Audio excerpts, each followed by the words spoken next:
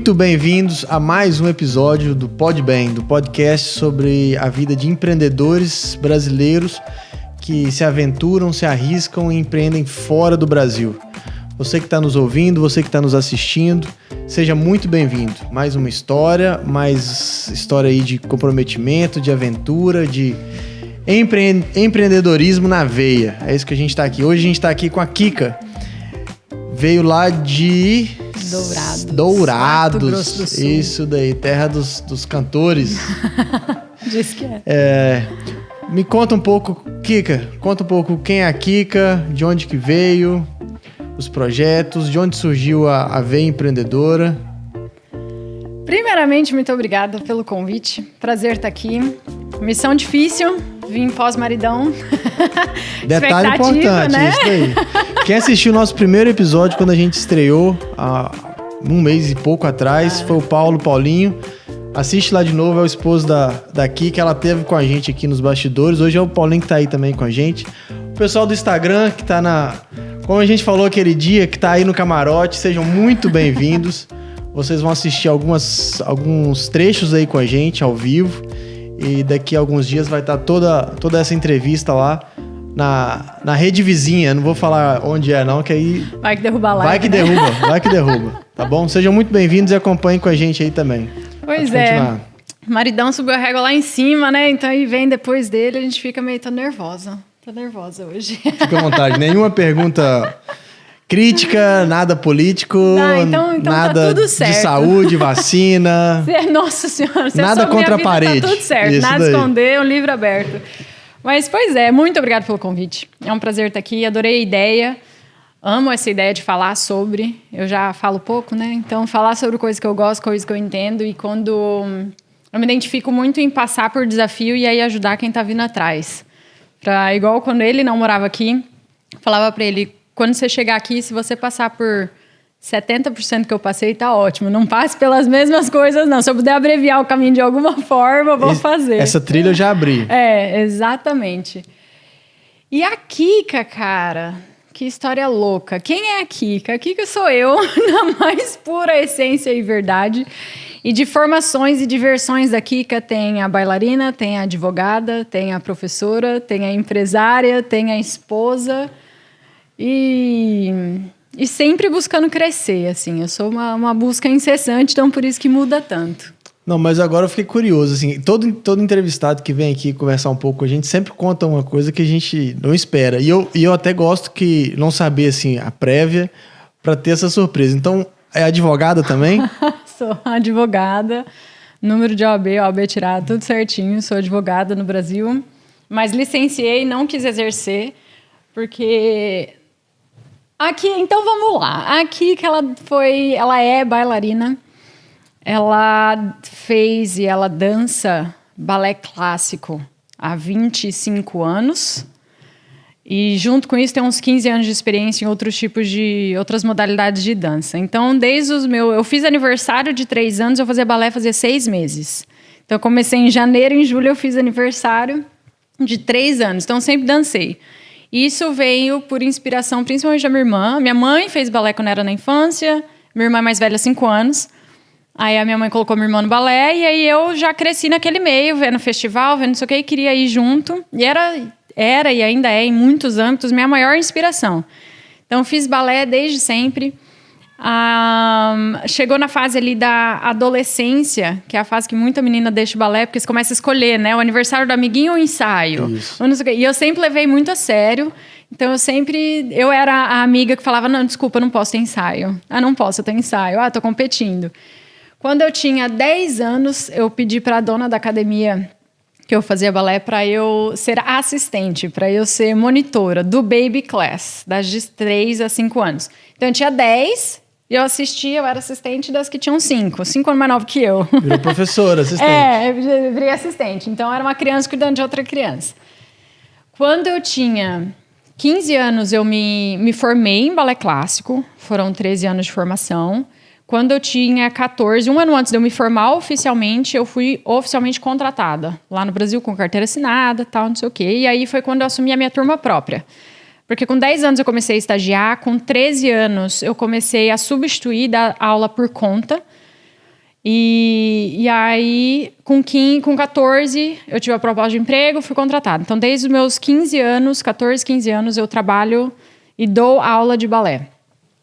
E aí, quando chegou na fase de ensino médio, o que vai fazer, que não sei o quê, eu falei pra minha mãe, eu acho que eu quero viver do balé. Isso no Brasil, uma menina de 15 anos.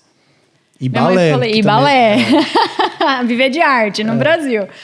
Aí eu lembro que quando eu tava nessa fase de ensino médio e tal, eu sempre gostei muito de estudar. E aí a minha mãe falou assim, não, você quer viver do balé, então você vai pra Rússia? Aqui no Brasil você não fica, você vai sofrer muito, vai ser muito difícil. Então eu falei, não vou, não mudo de país. Não, tô aqui e tal, não sei o que. Ela falou, não, então faz uma faculdade ou uma formação que vai te dar uma segunda opção e que te abra um leque ou te dê uma possibilidade melhor. Eu falei, então eu vou para educação física ou fisioterapia. Minha mãe, filha, não, você não tá entendendo. Esses ramos no Brasil é um pouquinho mais desafiador. Vamos pensar em outra coisa, tal. E eu sempre gostei muito do direito. Falei, fechou. Direito me abre leque, me dá opções e me dá a oportunidade de ter um trabalho estável. Naquela época eu buscava estabilidade para eu poder dançar em paz. Então comecei direito, passei na faculdade estadual, Universidade Estadual do Mato Grosso do Sul, na UEMS. Entrei, fiz direito. Quando eu estava no segundo ano, eu vi que eu não queria exercer. Porque eu entrei no direito com aquele sonho de concurso público, vou ser promotora. Nossa, fascinada por promotoria. Aí você entra na faculdade, você vai ver o que o promotor faz, como que é a rotina. Aí você vai para um estágio, você vai para o fórum, aí você vai para o ajuizado, você vai... Falei, não quero isso, não. Não é folga, né? Não faz meu... Não quero. Aí, vendo isso, eu falei, bom, então tá, eu já dava aula há muitos anos, era formada já, falei, então, eu sabendo que eu não vou exercer o direito, ou eu não vou exercer o concurso público do direito, quais ramos eu vou? Vou procurar outros ramos no direito, só que eu vou crescer também no balé. E na academia que eu tava, eu me formei, sempre dancei na mesma companhia lá no Brasil, sempre. E aí, querendo ou não, era uma zona de conforto mais limitante, porque é uma academia de dança familiar. Então, é a avó que abriu lá no Rio Grande do Sul, aí ela trouxe para o Mato Grosso do Sul, aí a filha assumiu, aí nasceu a filha estava junto, tá? Então é familiar. Uhum. Então, o espaço para crescer não tinha. Nunca ia ser meu, eu nunca ia ser mais dali dentro, eu nunca, né? Então, era limitante. Só que tinha paixão envolvida. Muitos anos juntas, a Tia Esther, que é dona, inclusive, um beijo, Tia Esther, ela me criou, é uma mãezona, é muita intimidade, acaba virando família, acaba virando fora do profissional também. São muitas horas de dedicação, muitas horas de dedicação. Todo mundo sacrificando junto. Então, se não tem fim de semana, ninguém ali tá tendo fim de semana. Se tem competição, a gente competia muito no Brasil. E a gente ia de van ou de ônibus. E era, tipo assim, 16 horas viajando. Então, era 16 horas numa van, todo mundo junto. Chegando lá, pauleira de competição. Então, acaba criando uma intimidade muito grande.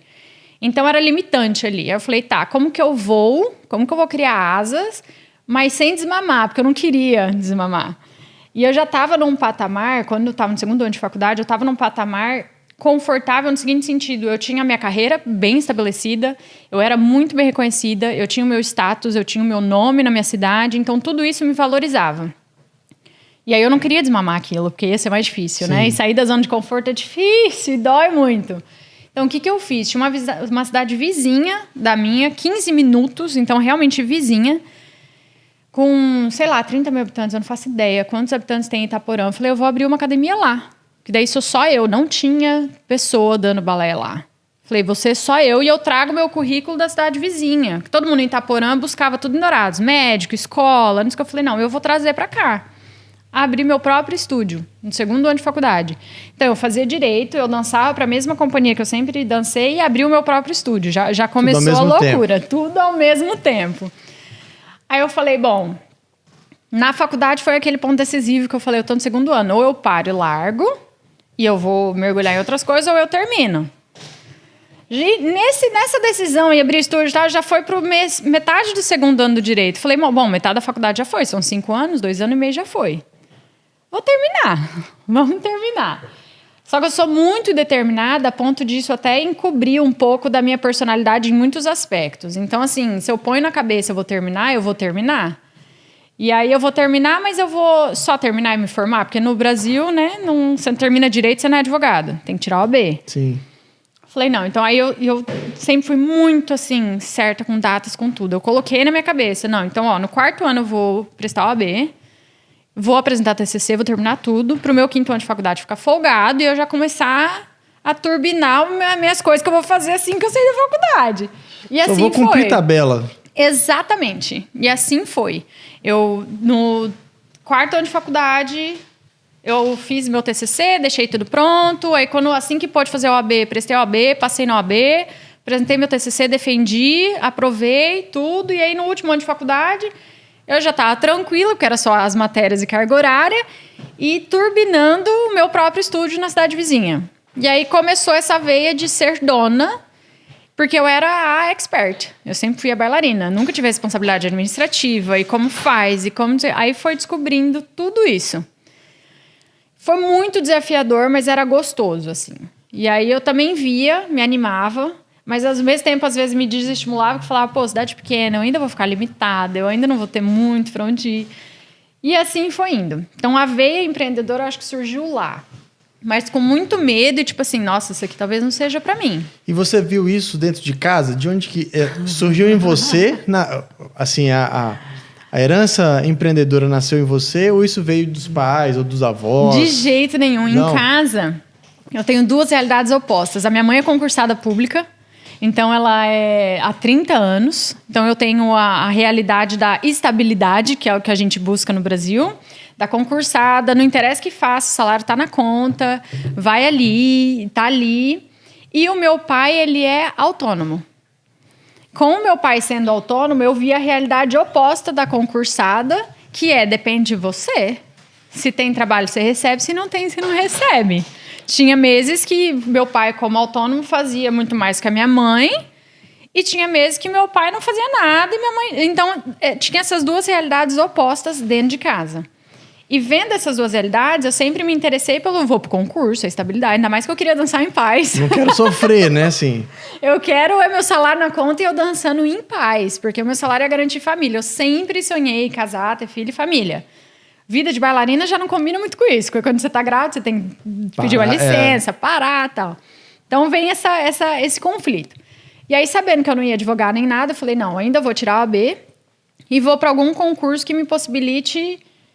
mais flexibilidade. O que eu sabia fazer e que eu fazia já há 13 anos, quando me formei na faculdade, dar aula. Eu falei, eu vou dar aula. Então, vou emendar um mestrado. Emendei mestrado em Direitos Humanos. Fiz mestrado, porque saindo do mestrado, eu ia prestar concurso e ia ser professora universitária, né? Professora de faculdade. Porque dava flexibilidade. Eu via a realidade dos meus professores. Uhum. Tudo bem que faculdade pública, mas assim... Choveu, não vou dar aula, o salário tá na conta. E era isso que eu falava, gente, eu preciso dessa paz para eu dançar em paz. Então eu buscava isso. Só que o risco nunca fez parte. Sempre fui muito pé no chão, muito zero risco. Quanto menos risco, melhor. Então eu dava passinhos assim, muito pequenininhos e qualquer risco me assustava. Qualquer risco me assustava.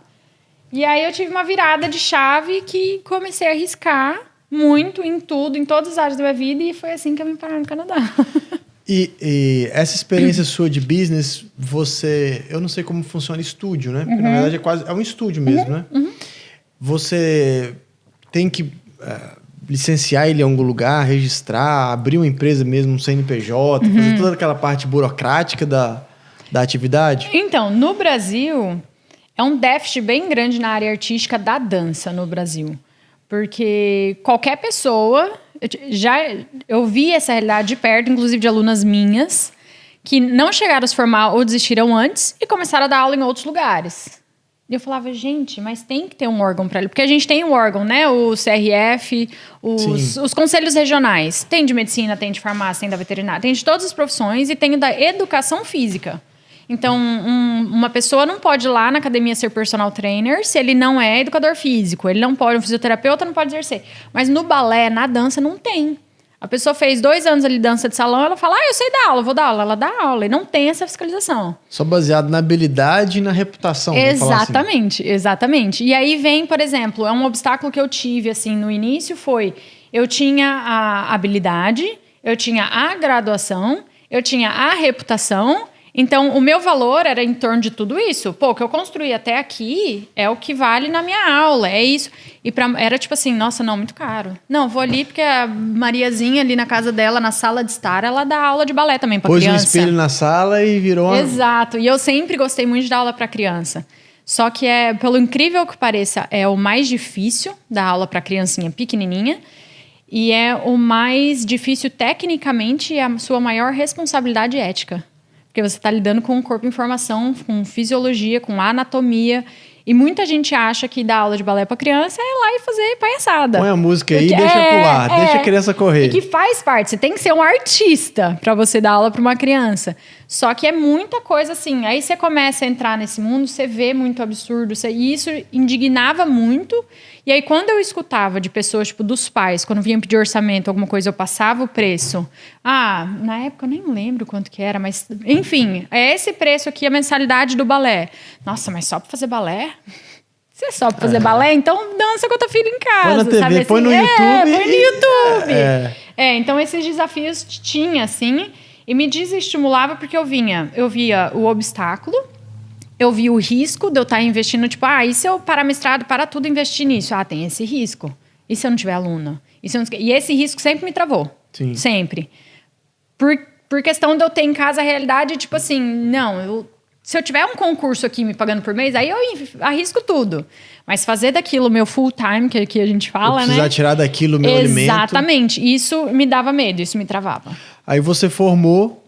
E teve que fazer escolhas ou já veio a escolha do Canadá logo nessa caminhada? Não, eu formei e tive que fazer escolhas, porque daí eu tirei a OAB, tudo, e aí eu estagiei, na época de faculdade eu fiquei no escritório de advocacia estagiando, e aí eu vi que não era pra mim, porque eu ficava louca e eu deixava meus chefes quase loucos, porque era cada um no escritório. Eu tinha 2 chefes, 2 homens e eu, cada um no seu escritório.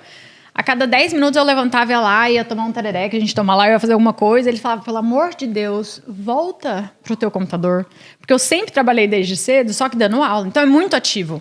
Ficar no computadorzinho lá, fazendo petição. Silêncio absoluto, só o barulho do ar-condicionado. Gente, me dava um negócio, eu descia no elevador, eu ia lá embaixo no prédio, eu voltava, eu ficava doida. Eu falei, não é pra mim, não quero advogar. Aí aconteceu de cliente, um dos meus chefes atendia causas criminais. Aconteceu de um cliente chegar, um caso criminal de homicídio, e eu fiquei, não quero fazer isso, não é pra mim. Aí não quis. E aí quando eu formei, eu falei, cara, eu vou me dar um tempo, porque finalmente, depois de mais de 10 anos, eu tenho tempo pra me dedicar ao que eu sou boa. Eu vou fazer, se não der certo, eu tenho outro ramo, eu tô fazendo mestrado, eu tenho outra coisa, então foi a hora de eu arriscar ali. Então eu vivi um ano do que eu amava, que eu amo, que é a dança. Foi um ano libertador, porque eu dava aula de manhã, de tarde, eu não tinha restrição de horário, eu não tinha, sabe, assim, eu ia trabalhar, voltava para casa, resolvia as questões administrativas do estúdio, mas não era trabalho de faculdade, não era coisa que eu não estava afim de fazer. Era não foco, né? Exato, era foco, foi muito bom. E aí, nesse um ano, na minha cabeça ficou, eu vou juntar uma grana, eu vou sair do país, porque eu tinha 20 e tantos anos, eu nunca tinha saído do Brasil.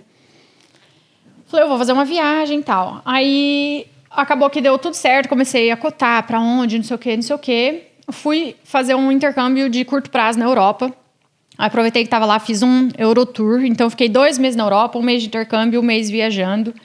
Nesses 2 meses, aprendi muito. Vivi muita coisa. Fiz balé lá, fui no estúdio lá, fiz. Intercâmbio com foco de dança ou não? Não. Fiz um intercâmbio com foco em língua.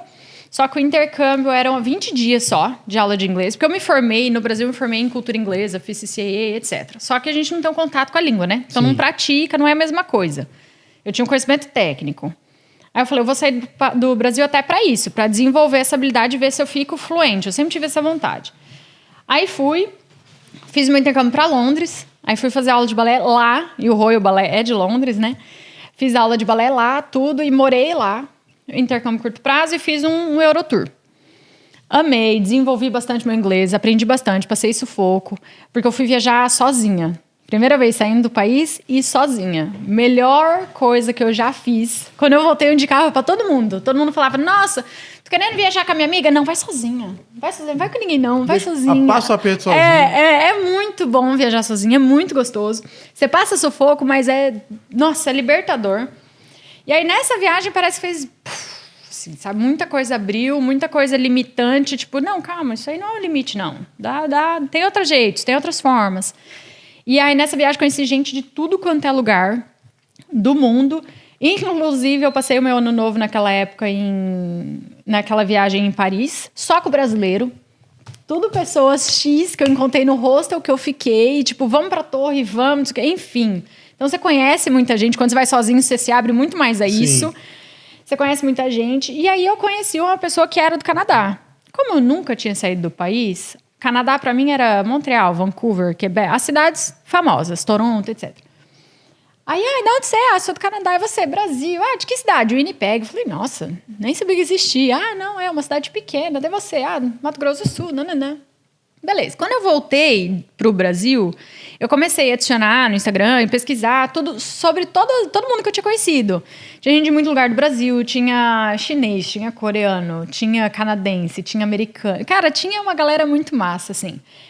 E aí, pesquisando tudo e tal, eu falei, cara, aquele cara lá, né, era de Winnipeg, lá, que eu conheci, lá na Holanda, não sei o que e tal. Eu fui pesquisar, e ele falou que era uma cidade pequena daqui, né, do Canadá, Winnipeg. Uma cidade pequena. Tá, fui pesquisar o Winnipeg, tinha lá, Royal Winnipeg Ballet. Eu acho que por conta do meu computador, pesquisar muito coisa de dança e tal, a primeira coisa que apareceu foi de balé. Sim. Aí eu lembro que eu virei assim e falei, gente, tem até balé lá em Winnipeg, não deve ser tão pequeno. Aí eu olhei, 1 milhão e pouco de habitantes. Falei, gente, Dourados tem 300 mil, né? Eu falei, gente, é enorme, que louco, tal. Deixa eu olhar esse Royal, porque pra mim, Royal Ballet era só em Londres. E era a realidade que eu tinha visto. Aí entrei no site e tal, tava em letras garrafais, assim, na primeira página do site, Auditions Open, audições abertas. Eu falei, como que funciona, né? Aí entrei lá, não sei o que, aí tinha pra bailarinos, tinha pra bailarinos, tinha mais uma categoria, e aí tinha a categoria de profissionais bailarinos para professores. E aí você tinha que ser um bailarino profissional e dar aula. Aí eu cliquei nessa opção, falei, dou aula, sou bailarino profissional, vamos ver.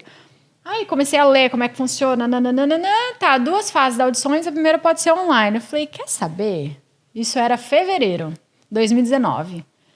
Eu vou fazer. Quais são os requisitos? Tá lá, manda currículo, manda foto em tal posição do balé, manda foto dos seus braços, manda não sei o quê, e manda um vídeo seu fazendo uma aula. Mas pera aqui, me conta, eu tô sem entender. Me fala aqui, você entrou nesse site, foi caminhando, é aquilo que a gente fala, a gente entra pra olhar uma coisa e vai caminhando e vai puxando, a internet vai... Exato, vai te levando, na hora que você vê, você tá dentro daquele... Você não entrou pra isso? Não entrei pra isso. Eu entrei porque eu tava pesquisando a cidade de todo mundo que eu tinha conhecido. E aí, a hora que eu me vi, eu tava já vendo a audição do Royal. Eu falei, não, calma, vou fazer isso aí. Aí eu tinha todos os requisitos, tinha diploma, tinha não sei o quê, tirar foto, bababá, e mandar um vídeo seu fazendo aula. Eu, muito esperta e sempre na minha segurança, me resguardando dos riscos, falei, eu não vou falar pra ninguém, eu vou, eu mesma, montar a minha aula, vou ensaiar essa aula pra caramba, vou gravar, vou mandar. Naquela época eu já dava aula, acho que há 10 anos ou mais de 10 anos. Eu falei, se eu for aprovada, bom pra mim, uma oportunidade, vamos ver o que vira. Se eu não for aprovada, vai me mostrar, olha, você dá aula há 10 anos, mas né, não é tudo isso, vamos melhorar isso aí. Beleza, eu não falei pra ninguém, pai, mãe, irmã, cunhado, ninguém. Aí fui, eu ia naquela companhia, na academia que eu me formei, eu acho que eu fiquei o mês de fevereiro inteiro, indo todos os dias de manhã. Eu ensaiava muito. Aí eu filmava, via todos os meus pontos fracos, não, isso aqui tá... Aí uma professora, que é a dona da companhia, né, falava, nossa, mas... Né, que está 9 horas da manhã, quarta-feira, você nem tem aula, você não... Não, tô só trabalhando aqui, eu mesma, tal. Mal sabia ela que você estava filmando. Exatamente. Gravei tudo, juntei todas as documentações que precisava, mandei. Era até abril que tinha que mandar, mandei em março. Aí mandei um e-mail, escuta, acabei de submeter uma audição, tal, não sei o que, gostaria de saber até quando a gente pode ter resposta. Não, até fim de abril todas as audições são respondidas, com sim ou não. Que eu fiquei, e se eu não for aprovado, será que eles não falam nada ou será que eles me avisam? Não, eles avisaram, beleza. Falei pra ninguém, fiquei quieta. Fim de abril, recebo um e-mail do Royal Ballet de Winnipeg. Você foi aprovada. A segunda fase é pessoalmente, você precisa estar aqui em julho. 3 meses.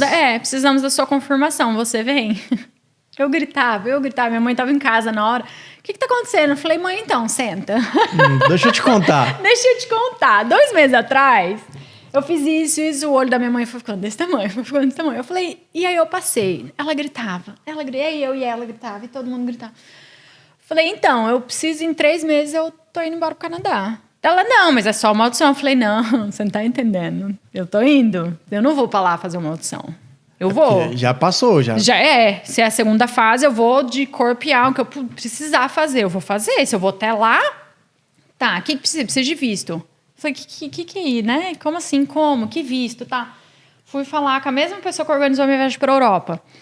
Visto canadense demora. Não, vai uns 2 meses. Eu falei, não, Emily, o nome dela. Eu falei, não, Emily, você não tá entendendo. Em 2 meses eu tenho que estar lá. Não tem 2 meses. Não, então vamos fazer o seguinte. Você precisa de algum visto específico para audição? Eu falei, não, porque a audição são 15 dias, eu posso ir como turista. Então, vamos tirar de turista. Vamos. Cara, foi aquela correria. Em 1 semana, eu parti para São Paulo, porque em Dourados não tem consulado. Marca, não sei o que, vai para São Paulo, faz biometria, faz não sei o que, faz a entrevista, aí passou, aí espera, Nisso tudo, reuni. Meus pais são separados, então fui na casa do meu pai e minha avó. Eu falei, então, deixa eu contar uma história para você, um caos. Eu fiz isso, passei nos que... Nossa, e transbordou de alegria, gritava e feliz e tal. Aí era engraçado que na mesma hora que... Filha, que bom, meu Deus do céu, a maior companhia de balé do mundo. Não, mas você vai embora? Peraí, você tem que ir pra onde? Mas você vai pra onde? Mas não é no Brasil, não? Então foi aquele mix. Chamei minha irmã só chorava. Meu Deus, a melhor companhia do mundo, mas você vai embora, que não sei o quê. Então tudo isso, aquele mix, a família toda, é aquele negócio, daquele visto aí. Eu sei que o visto saiu em maio, fim de maio. 1 mês depois saiu o visto, saiu muito rápido, porque foi de turismo, não existia Covid, não existia nada disso. Então foi antes Covid, toda essa realidade. Em 1 mês saiu o visto. E aí eu sei que foi isso, eu avisei minha família inteira e todo mundo que em 2 meses eu tava mudando de país. Aí meus pais, tá, filha, calma, vamos lá. Então tá, você vai fazer essa audição e se você passar, eu fico. Não, mas você vai morar onde? Tem custo esse curso, lá numa faculdade pública, né? Porque eu fiz faculdade pública no Brasil. Lá não é público, tem custo, tem... Isso é, pai, alguma coisa, vai dar certo. Não, então tá. E aí foi nesse meu vai dar certo, meus pais foram confiando. 3 semanas antes de eu vir, minha mãe em casa começou a chorar, falou, filha, a gente não consegue. Como que eu vou deixar você ir sozinha, um país que você nunca foi, fazer uma audição? Se você passar... Onde você vai morar? Porque tá bom, nos 15 dias você vai ficar no Airbnb, a gente já pagou, a gente deu um jeito, a gente tá resolvendo, mas como que vai pagar curso? Onde você vai morar? O que você vai fazer? Você não conhece nada, você não conhece ninguém, não sei o quê. Eu falei, mãe, alguma coisa vai acontecer. A gente tem grana, vamos falar de grana? Vamos. A gente tem grana para quanto tempo? Se eu morar no Airbnb, por quanto tempo? Não, tá, vai, uns 4 meses aí, tá, beleza, consegue pagar o roio? Filha, tá, chegando lá eu vejo se existe bolsa, se eu posso trabalhar lá e pagar de alguma forma, eu vou ver alguma forma. Era mais medo do que dinheiro, talvez. Exatamente. Meu pai também. Filha, passa aqui no escritório. Meu pai é arquiteto, né? Então ele tem escritório. Passa aqui no escritório. Passei. Filha, não, vamos falar de grana, vamos. Não tem como, a gente não consegue... Não, pai, alguma coisa... Filha, e se vai acontecer alguma coisa, como que eu, pai, vou deixar vocês sozinha para outro país? Se mudar para outro país. E não vai acontecer, eu preciso fazer alguma coisa. Falei, tá. Se eu chegar lá, passei. Ótimo. Deu 3 meses. Não tem como me bancar mais lá, não tem como pagar. Eu vou embora. O máximo que acontecer vai ser eu ir embora. E se eu der algum jeito, eu vou ficar. E como que, nesse meio tempo, como estava suas aulas? Você continuava dando aula, tendo o negócio rodando? Tinha o meu estúdio rodando e tinha a companhia rodando. A gente tinha competição marcada, a gente tinha tudo marcado. Aí eu esperei o visto sair também. Aí o que eu fiz? A minha irmã se formou em balé, né? E aí eu peguei e falei pra ela, falei, você tem vontade de continuar meu estúdio? Tá tudo lá. Tá com as alunas lá, eles pagam por mês, eu preciso de alguém dar aula, eu sei que você se formou. É uma coisa que você tem esse interesse, voltar algum dia, estar envolvida com dança, alguma coisa? Não, dá pra... Acho que sim, não sei o quê, tal. Enfim, abraçou, aceitou a proposta. Falou, não, vamos, vou te substituir e tal. Eu falei, bom, então meu estúdio resolvido, minha irmã assume. Sim. Chamei a minha chefe, né, a minha professora. Falei, então, tia, eu chamava ela de tia, né? Falei, em 2 meses eu tô me mudando. Dela, meu Deus, como? Não, mas aconteceu alguma coisa? Falei, eu tô indo pro Royal Ballet. Oi! Tô indo pro Royal Ballet, meu Deus. Aí foi, daquele, nossa senhora, excitement, né? Tudo aquela novidade e tal. E aí eu peguei e falei, então assim, as competições agora de julho, já vamos remanejar isso aí, em 2 meses eu não vou estar aqui e tal. Então teve que adaptar tudo isso, porque era vida normal, contando comigo full time lá no meu estúdio, fazendo tudo. Então teve todo esse processo de adaptação. Aí você veio. Aí eu vim. Veio para fazer uma prova, um teste, um período. E aí? Aí você chegou, como foi? Como foi a sua chegada aqui no Canadá? Como foi a sua chegada em Winnipeg? E esses primeiros meses, o que você fez? Aqui que chegou aqui, com a mala nas costas, sem conhecer ninguém. Isso. Chegou, caiu de paraquedas, né? Num país que nunca tinha vindo, mala nas costas, sem conhecer ninguém. Fiz uma pesquisa e vi que aqui fazia menos 50. Falei, mas deve ser lá perto do Polo Norte, sei lá, não vai fazer menos 50 em Winnipeg. Cheguei no verão, cheguei em junho, fim de junho. Então tava esse clima. Eu falei, não, tô em casa, gente. Olha que delícia de cidade, de clima, de tudo. Tudo mentira, não vai. Inverno não é tão assim. Exatamente, não é possível que isso aqui vai né? Virar tanto. Não vai. E aí cheguei, os primeiros que eu cheguei num sábado, segunda-feira começava a audição. Eram 15 dias full time. Então foram 15 dias assim, eu nem conheci a cidade, eu não fiz nada. Que era, acordava, passava o dia inteiro na companhia, voltava pra casa, tomava um banho, descansava, porque tava podre fisicamente e mentalmente. Porque uma coisa foi meu intercâmbio de 2 meses em Londres, viajando e tal, não sei o quê. E falando inglês sozinha, quando eu não queria falar também, minha cabeça estava cansada, ficava só na minha e não interagia. Aqui, não. Era aula 24 horas por dia, interagindo, conhecendo outros bailarinos, outras pessoas. Aí eu queria fazer o contato de... Cara, de onde você vem? De onde você é? Qual que é a sua formação? Não sei o quê. E aí perguntavam de mim também. Então, contar, nananã. E aí passou 15 dias assim. Quando era fim de semana que a gente não tinha aula, eu ia para um parque que tinha do lado da casa do Airbnb que eu alugava. E aí eu via todo mundo assim... eu achava engraçado que às vezes eu tava voltando da companhia a pé, 4 da tarde de uma quarta-feira. E eu via os adultos, tudo na rua, com os filhos. Eu falava, gente, o povo aqui não trabalha, não. 4 da tarde, quarta-feira. O que estão fazendo na rua? Porque no Brasil, 4 da tarde, quarta, tá todo mundo né? Roda no auge pra fechar no auge, tipo, muito louco. Aí que eu fui entender, não, o verão aqui, todo mundo tira férias no verão, é tudo invertido. O ano daqui é de setembro a junho, lá no Brasil é de janeiro a dezembro. Não, aí foi. Mas me encantei com a cidade, encantei. E aí, na época, eu era influencer, mais ou menos, assim, no Instagram. Eu trabalhava com a minha imagem no Instagram por conta do meu estilo de vida. Porque ser bailarina no Brasil já é muito diferente. Sim. Então, eu trabalhava com isso. Fazia uns trabalhos de modelo também e tal. Então, eu postava muito, eu era muito ativa nas redes sociais. Aí, eu comecei a postar daqui, começou a dar mais engajamento ainda. Isso começou a tomar meu tempo. E aí, foi. E aí, eu fui descobrindo cidade, fui andando. E aí, eu fui andando, fui descobrindo a cidade, fui vendo tudo. E me encantando, me apaixonando, clima maravilhoso. Tava em casa com esse calor, adorando, tomava meu sol, descobri uns parques.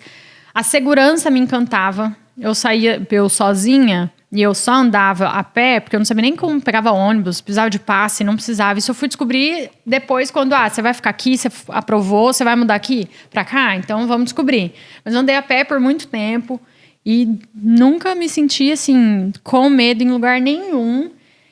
E aí foi, aí eu mudei pra cá, aí eu passei na audição, aí eu avisei minha família, aí foi, tá, e agora, o que a gente vai fazer? Eu falei, calma, vou ver emprego aqui, como é que funciona, vou procurar no Royal, vou saber.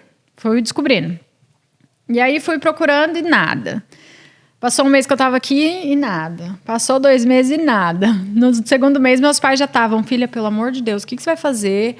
Se você precisar voltar, a gente vai precisar pagar a passagem. Como vai ser? Eu falei, não, calma. Eu tô aqui por algum motivo, alguma coisa vai acontecer. E eu nunca tive essa tranquilidade. Eu sempre fui assim, daqui 5 anos, a gente tá em 2023, em 2028, no dia 10 de março, eu vou estar fazendo tal coisa. Eu sempre fui assim, extremamente planejado, pé no chão.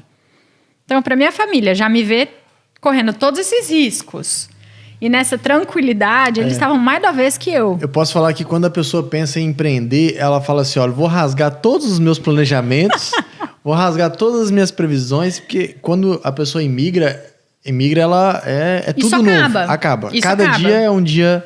Estabilidade acaba, segurança acaba, qualquer assim, vou prever o que eu vou fazer ano que vem. Não existe isso, não existe. Vai demorar, vamos falar assim que não existe, mas vai passar os seus bons anos aí. Exatamente. Num começo isso não existe porque muda muito. E você está sujeito a muita coisa. E quando você imigra, você tem que cumprir muitas coisas, muitos passos, né? E que às vezes te limita ou muda o teu caminho ali para se adequar e você conseguir migrar, né? Aí você, aqui que é lá do Brasil, empreendedora, com estúdio, que formada, já teve escritório, aí chegou aqui e o que você fez? Aí eu Qual a porta abriu? Abriu a porta de um restaurante, de um sushi. Que eu passei na frente e vi Now Hiring. Eu falei, acho que isso aqui é contratar. Entrei e falei assim, eu vi o cartaz ali, como é que eu faço? Não, manda seu resume. What is resume? A pessoa, não... uma folha falando que você já fez. Tá, o meu currículo, né? Tá bom. Nada de experiência em restaurante, nada de... Eu falei, gente, nunca vou ser contratada. Mas mandei meu currículo lá, traduzi tudo, mandei. O chefe me chamou e falou, cara, o que você tá fazendo aqui? Desse jeito. Eu falei, vim pro balé. Então, mas por que você não vai dar aula? Sei lá, trabalhar na tua área? Eu falei, não, preciso de outras coisas. Não, tá bom, você quer começar? Quero. Então começa o treinamento. Comecei a trabalhar no restaurante. No último mês, meus pais tinham alguma condição de qualquer coisa. Eu falei, não, agora as coisas vão se ajeitar. E aí era estudando e trabalhando no restaurante. E vivendo aqui sozinha. E aí eu tinha que pagar o Royal. Então, do restaurante, o estúdio que eu dava aula, quando eu comecei a fazer aula, eu já conheci pessoas do meio. E que aí foram me falando, tal estúdio tá precisando de professor de balé. Fala com eles. Tal não sei o quê. Então, eu comecei no restaurante e acho que 2 meses depois, um tempinho depois, eu comecei a dar aula em 2 estúdios diferentes. Então, eu tinha 3 empregos. Dava para conciliar. Eu dava aula 2 vezes na semana em um estúdio, 1 vez na outra, o restaurante 4 a 5 vezes na semana. E o Royal continua sendo... Era o quê? Você estudava? Eu estudava full time. Uhum. Você estudava full time com 3 empregos. E aí começou. Aí disso, não, mas às vezes dá para eu fazer alguma outra coisa. Tá. O estúdio aqui, no dia que você dá aula, tá precisando de alguém na recepção. Se você quiser chegar mais cedo, você fica na recepção, depois não, vamos. Vivia sozinha, precisava pagar Royal, pagar aluguel, pagar tudo. Viver não precisa, na verdade. Não, pra quê? Tá, 4º emprego daqui, vamos fazer recepção. Aí deu julho, eu tava de férias. Aí eu não sei como agora, as coisas acontecem aqui muito rápido de uma forma muito engraçada. Então, às vezes, a gente perde os detalhes. Mas eu sei que abriu uma loja brasileira, um mercado brasileiro, um market, na esquina de cima da minha casa. E eu fui lá comprar um presente pro meu chefe do sushi. Eu falei, eu vou levar alguma coisa do Brasil para ele. Cheguei lá, tal, não sei o quê, super me identifiquei com os donos. E aí, agosto, eu ia estar off ainda da companhia e ia começar minhas aulas em setembro. Eu falei, escuta, vocês não estão precisando de uma ajuda aqui, não? Porque 4 empregos não era suficiente. Não. Vocês estão precisando... Não, a gente tá contratando, a gente precisa de alguém, assim, pra estar na frente, realmente, da loja, tomar decisões, alguma coisa, porque só nós 2, era um casal. Eu falei, não, vamos nessa. Nisso, eu já assumi full time em agosto, porque eu já não tava dando aula, já não tava fazendo aula. Aí eu ficava na loja o dia inteiro e aí à noite ou eu ia pra recepção, ou eu ia dar aula, ou eu ia pro estúdio, ou eu ia pro sushi. Então, 5 empregos. E assim foi. E aí voltaram as minhas aulas. Eu falei, quando minhas aulas voltaram, eu saí da loja. Voltaram as minhas aulas e eu, apegada, não consegui sair da loja. Então ficou full time estudando, full time na loja, mais o sushi 4 a 5 vezes por semana, mais 2 estúdios dando aula, mais o estágio obrigatório na companhia, que daí no 2º ano foi estágio obrigatório. Eu vou ser sincero, a conta, essa matemática... Mas a gente sabe que na rotina do dia a dia é isso, né? É isso. A vida de imigrante logo no começo é assim. É isso. Eu preciso de alguém pra fazer qualquer... Não, pode deixar, eu faço. Eu faço. Você sabe fazer? Não, mas eu descubro. Não, aí aqui tem 2 situações. Uma é que eles permitem isso, eles são bem abertos, né? Você já fez? Não. Então tá bom, pode vir. Eu te ajudo. E a segunda é que, vou falar assim, a cultura ou as leis permitem também você ter. Aí eu fico, às vezes a gente fala isso no Brasil, as pessoas no Brasil não tem jeito, dá um nó na cabeça. Mas como que você tem 5 empregos? Você assina carteira de quantos? Como que você faz? Como que você faz? E aqui não. Não, aqui você tá livre. Na verdade, você fala assim, amanhã eu não vou lá e não quero mais Sim. e pronto. É o lado bom da flexibilidade de trabalhar por hora. Sim. Né? Que ao mesmo tempo, lógico, com antecedência, que o mínimo de ética ali de antecedência, a não ser que seja doença ou alguma coisa que você não prevê, mas com o mínimo de antecedência, o lado bom de ser hourly é isso. É que, tipo, cara, ó, meu schedule é esse pra você. Seu empregador vai fazer o seu aquele schedule ali. E aí te permite isso. Aí na cabeça do brasileiro, fala assim, mas aí é pros dois lados, né? Porque você também pode chegar lá e o seu patrão falar assim, eu não quero mais você, pode virar pra trás. Mas pela experiência que eu tenho de Canadá aqui, das pessoas que eu vejo, eu acho que raramente acontece isso. Raramente. Até porque a demanda que existe de mão de obra, o empregador raramente vai falar assim, eu não preciso mais de você. Exato. Independente da grau, da sua capacidade. Sim.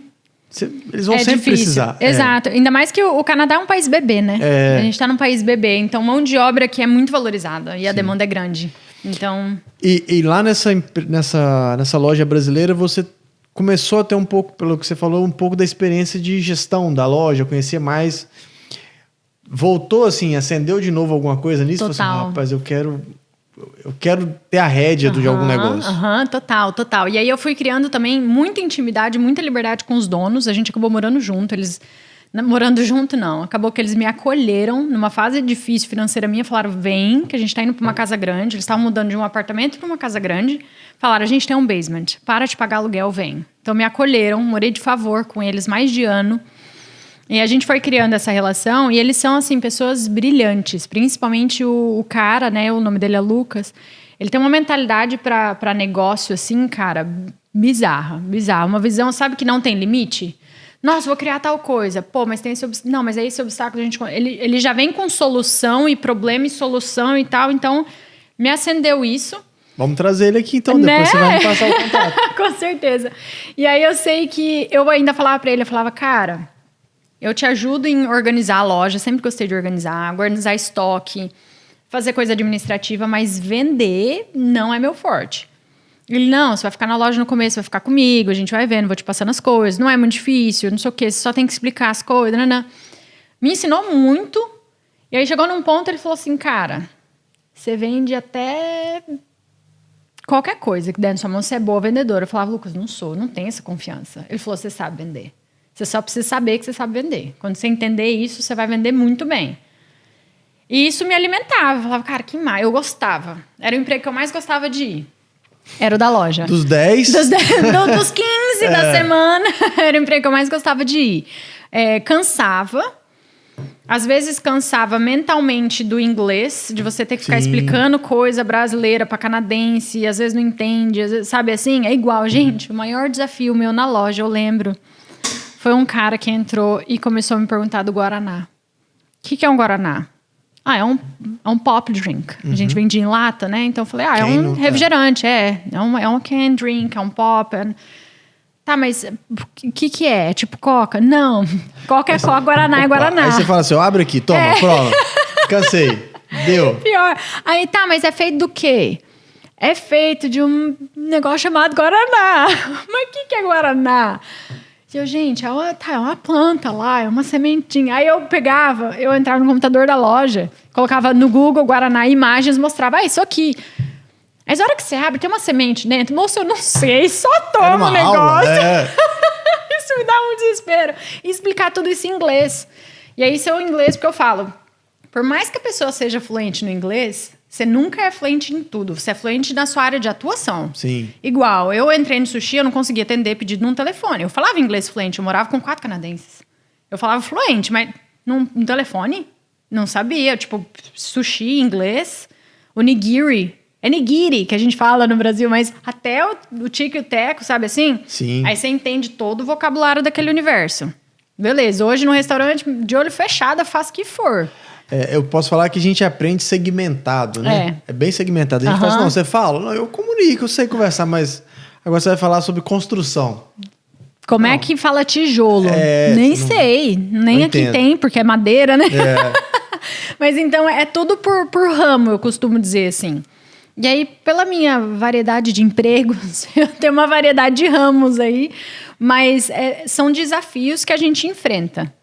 E aí, foram os meus, assim, 2 primeiros anos aqui. Morando com as minhas 4 amigas canadenses, o AP05. Virou família também, porque passaram muito sufoco comigo. E aí, acaba criando esse laço e eu não tinha ninguém aqui. Então, foi quem eu me apegava, quem criava laços, quem eu tava todo dia junto, quem dividia casa, rotina, vida. É família, né? Vira família. E aí, nisso tudo, depois desses primeiros anos aqui... Veio Covid no meio disso tudo. E aí, eu e Paulo estávamos separados, né? Porque ele carreira no Brasil, estabilizado lá também, despontando, começando tour, começando empresa de São Paulo, investidor querendo não sei o quê. Ele voando lá e eu querendo decolar aqui. E a dúvida sempre ficou na minha cabeça de, cara, quando que esses voos vão conectar, né? Porque... meio diferente, meio áreas muito específicas, e como que isso faz? Tá, mas enfim, vamos seguindo. E continuando o relacionamento. E aí, quando veio Covid, ele vivendo lá e eu aqui, a gente passou pelo Covid juntos, mas em países diferentes e vendo realidades totalmente diferentes. E aí que eu acho que virou a chavinha do bichinho, que ele falou, gente, calma, mas a realidade aí tá muito diferente daqui, de Covid. Porque aqui a gente teve... Tudo bem, no Brasil teve meio que lugares que foi meio arruaça e aqui meio que mais sério. Mas mesmo a questão de levar a sério ou não o Covid, a questão econômica, a questão de como que o governo deu suporte, como que foi, como que continuou a vida. Porque aqui parou tudo, mas parou com a gente conseguindo caminhar ainda, né? De alguma saída você teve. Uma certa... Parou, é um colapso... Vou falar assim, meio que organizado, né? Assim, meio que controlado. É um colapso controlado. Não exato. sei se pode falar que um colapso pode ser controlado, mas... mas vamos dizer assim. Mas no Brasil, é Brasil, né? Assim, é um país maravilhoso, mas é aquele sentimento de que tá sem controle, né? Exatamente, exatamente. O piloto sumiu, igual aquele filme. Então, nesse sentido. E aqui o que eu mais comparava, assim, que eu via que aqui o governo era notas diárias de tipo assim, hoje... Você pode ir no mercado e entrar com alguém mais. Amanhã não pode mais? Amanhã vai ter a nota do governo falando, a partir de hoje não, só uma pessoa por household. Não sei o quê. E lá no Brasil eu falava pra ele, como tá aqui? Ele falou, amor, não sei, acho que pode. Porque eu fui no mercado com a galera e pode, tipo, sabe, assim, era muito perdido. E aqui era, tipo, muito claro as coisas, muito... diferente a realidade. Por um lado, assim, essa questão que também o brasileiro, ele também não ia respeitar muito, assim, a nota do governo, exatamente. Né? Não vamos só colocar, assim, a conta pro governo, mas ninguém vai respeitar, né? Então, é uma mentalidade diferente. Diferente. Aqui, diferente. Você vê a cultura canadense, apesar de ter algumas regiões que teve vários conflitos, e se a gente entrar nesse assunto vai virar uma... né? É longa... Mas foram diferentes, foram realidades diferentes. Brasil e Canadá, a gente ouvia os parentes falando e realmente foi diferente. E nele, então, nessa época, ele falou assim, eu acho que eu vou partir. Aí foi quando eu estava, foi a primeira vez que ele virou e falou assim, cara, amor, se eu for embora, o que precisa? Na verdade, ele falou desse jeito, ligação por vídeo, né? Ele falou assim, o que precisa pra eu ir embora? Oi?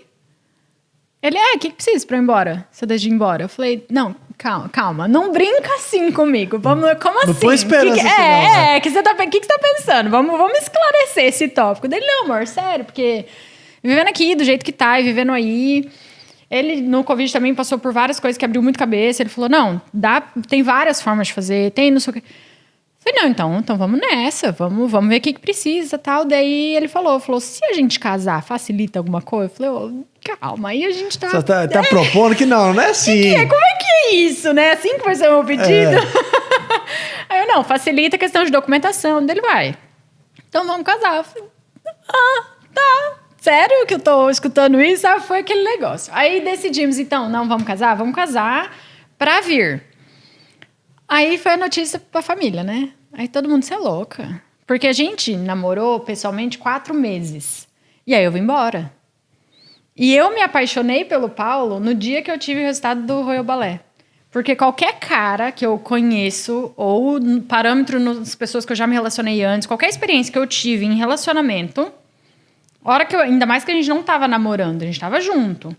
A hora que eu vou dar a notícia de, olha que conquista da minha vida, e essa conquista implica eu ir embora, a minha expectativa é que ele ia falar, tipo, cara, que massa, parabéns, você é foda, falou, valeu, eu segue sua vida, eu vou seguir a minha. Não dá pra mim. Entendeu? Era isso que eu esperava. E aí eu contei, o bichinho ficou mais feliz que eu. Falou, não, para, a gente vai comprar uma cerveja, vamos comemorar hoje. Meu, você é foda, olha onde você... Cara, não acredito, é sério. Não sabia nem o que era o Royal Ballet. Aí eu falei pra ele, não, é só a maior companhia de balé do mundo. Ele, é sério? Não, meu Deus. Eu falei, opa, esse valor aí me interessa. Partilhou com você, na verdade. Eu falei, esses valores aí me interessam. No dia seguinte, eu lá dando aula, sexta-feira, dando aula de alongamento lá, 35 guria na sala, não sei o quê. Me chega um buquê na porta. Buquê pra aqui, que eu falei, oi? Era dele, com um cartão. Muito feliz pela sua conquista. Aí eu apaixonei. Não tem jeito. Levou. Então foi. E aí a gente ficou junto, fisicamente presente, 4 meses. E eu vim embora. Porque foi 2 meses até eu ter a notícia, 2 meses depois eu vim embora.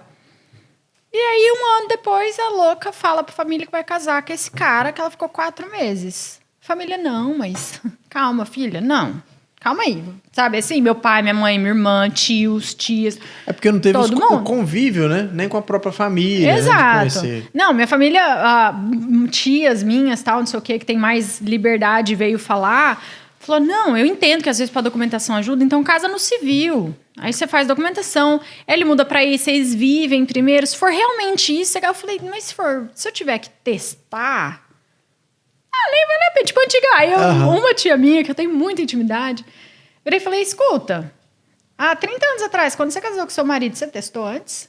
Ela, não, mas era outra época. Eu falei, tá junto há 30 anos. Então também não vou testar, não. Vamos ver o que vai dar certo. Exatamente. E aí o que eu falava, que todo mundo ficava muito chocado, minha irmã ficava muito tipo, cara, não faz sentido o que você tá falando, mas a gente se conheceu muito melhor e muito mais desde que eu vim embora.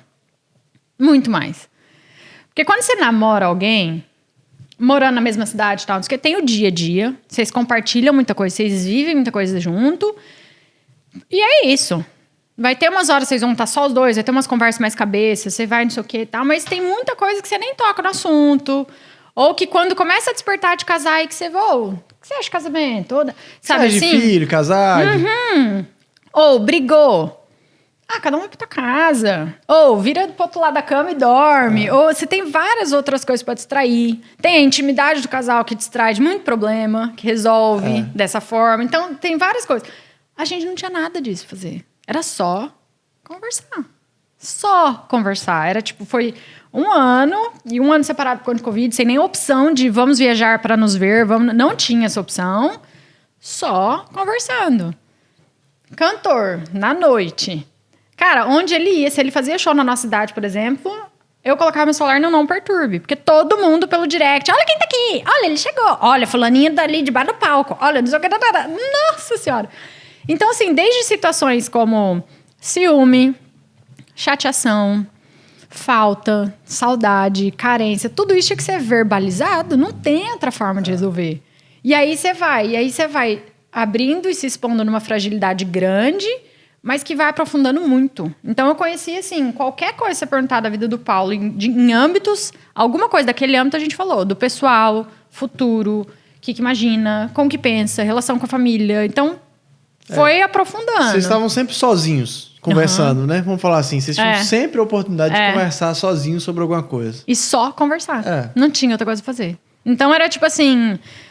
eu tô sentindo saudade sua, eu quero ficar conversando com você 2 horas. Tá, então vamos achar assunto. Aí você vai falando, sabe assim? Então, aí realmente fez sentido. Aí ele falou assim, resolvi, vambora, vamos casar. Aí ele falou, não, então se casar ajuda, vamos casar, porque eu não tenho dúvida. Ele até brinca, ele fala, eu casei desde o dia que a gente beijou a primeira vez, aquele dia ali, casei e esqueceu o resto. Eu falei, não, então vamos. Aí eu sei que a gente planejou casar no ano seguinte, porque por conta de Covid tava todas as restrições. Aí eu falei, nossa, mas eu queria muito noivar, cara. Eu sei que nossa realidade, nossa história é totalmente diferente de qualquer padrão, mas eu queria ter essa fase, sabe? Nessa época, abriu uma brecha de Canadá e Brasil, fechou as fronteiras praticamente Covid todo, né? Sim. Mas abriu uma brecha em novembro de poder ir pro México, do Canadá poder ir pro México. E Brasil, as fronteiras nunca nem fecharam, né? Então, pra ele era tranquilo. Aí eu falei, vamos pro México, vamos encontrar? Porque daí eu vou pro meio do caminho, você vem no meio do caminho. Aí a gente foi, noivou no México, chiquérrimo. Hoje a gente conta como se não fosse necessidade, né? Não foi opção. A gente escolheu... queria fazer noivar no México. Romântico. Então a gente foi pro México, ficamos 5 dias no México, noivamos lá. E aquele negócio, né? Depois de 1 ano separado, sem ter opção de se encontrar, se encontrou no México, noivou, matou a saudade, tipo, a hora que tava ali, matando a saudade, tchau, falou, valeu, cada um pro seu país. Acabou. E aí, detalhe interessante, que como abriu essa brecha nesse fim de ano, pelas restrições de Covid, e eu sendo aluna do Royal Ballet, o Royal Ballet sempre foi muito mais severo, ele sempre foi um grau de severidade maior do que o do governo, por conta de ser muita criança e muita gente envolvida. Então, eu tive que voltar do México, me isolar em Toronto. De Toronto, vim pra cá, depois dos 3 dias em Toronto, vim pra cá. Aqui eu tive que me isolar 15 dias para eu poder voltar para as aulas. Nesses 15 dias era Natal e Ano Novo. E eu passei isolada.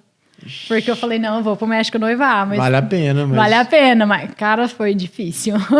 Foi difícil. E é isolado mesmo, né? Isolado mesmo, foi. Eu pedi para as meninas que moravam comigo, eu expliquei a situação. Eu falei, eu tô tendo a chance de ir pro México, encontrar o Paulo, vou noivar tudo, só que eu vou precisar me isolar para eu voltar para as minhas aulas dia 2 de janeiro. Todas entenderam, falaram, não, vou por causa dos meus pais, porque todas são de Winnipeg, mas moravam sozinhas e a gente morava junto. Não, vou pra casa dos meus pais, fico os 15 dias lá, tal, não sei o que, era fim de ano, então já ia passar Natal, Ano Novo, tal. Então eu passei realmente sozinha, Natal e Ano Novo. Você teve alguma... Porque eu tenho amigos que também faziam viagens nessa época do Covid por necessidade médica e algumas outras coisas.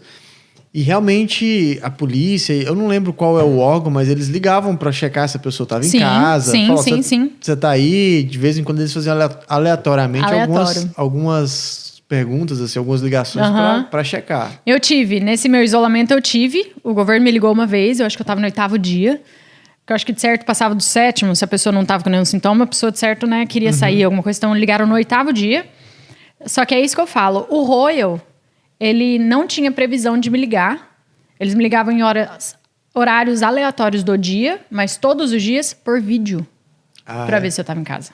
Então era sempre um grau de severidade a mais, assim, sabe? Teve dias inconvenientes que eu, tipo, como eu estava isolada, eu estava dormindo até 9 horas da manhã, eles me ligavam, tipo, 7h30. Eu atendia por vídeo, tipo, cara, tô em casa, não é possível. 7h30 da manhã eu não saí. Então, tipo assim, teve a fiscalização do Royal e do governo nessa época. E aí foi quando a gente decidiu casar. Fomos pro México, noivamos. E aí marcamos o casamento pro ano seguinte. 2021. Aí marcamos o casamento, as coisas do Covid foram melhorando. E eu falei, ótimo, vou conseguir ir pro Brasil, vou conseguir casar. Tudo correndo normal, vamos conseguir fazer festas, as restrições foram melhorando. Planejamos nosso casamento todo certinho. 2 meses antes começou a restrição. Não pode mais festa com a mais de 100 pessoas. Não, então corta a lista de convidados, vamos fazer. Economizou. Economizamos. Coisa boa. 1 mês antes, não pode mais de 50 pessoas. Tá bom, tira os convidados. Deixa só os 3 parentes. semanas antes de eu ir, não pode mais se reunir, não pode ter nada. Não sei. Eu falei, só falta eu não conseguir chegar em Dourados, né? Porque, assim, daqui vai para Toronto, aí Toronto, São Paulo, Campo Grande, que é a capital do Mato Grosso do Sul, Campo Grande, Dourados. Então eu ia passar por várias horas que poderiam me barrar. Poderiam me barrar de descer em São Paulo, poderiam me barrar de descer em Campo Grande, poderiam me barrar de cruzar para Dourados. Aí eu falei, cara, aí não. Deixaram pessoas de fora vir, tá? Mas com um monte de restrição.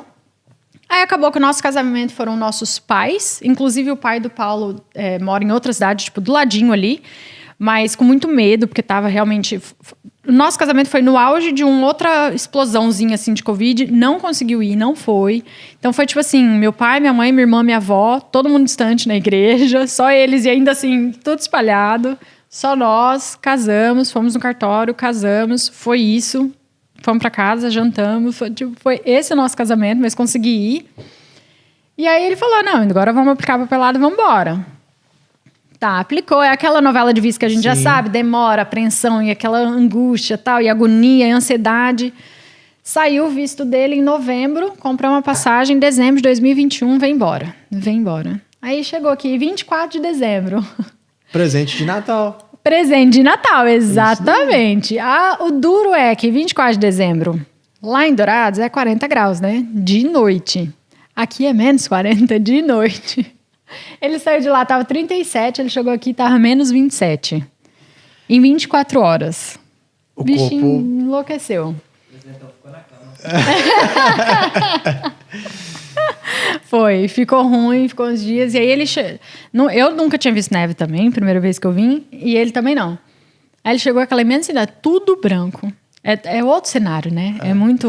Não, e não tem nada a ver com a viagem turística, né? Não, nada. Não tem nada a ver. Nada. A pessoa que vem para migrar, pode ser o primeiro ano, os primeiros meses, o primeiro dia, ela não vem com a cabeça o seguinte, eu tô indo para um hotel, eu tô com o meu espírito de passeio, não é assim. Não. Não é assim. É vida na real, né? É um baque. É um baque.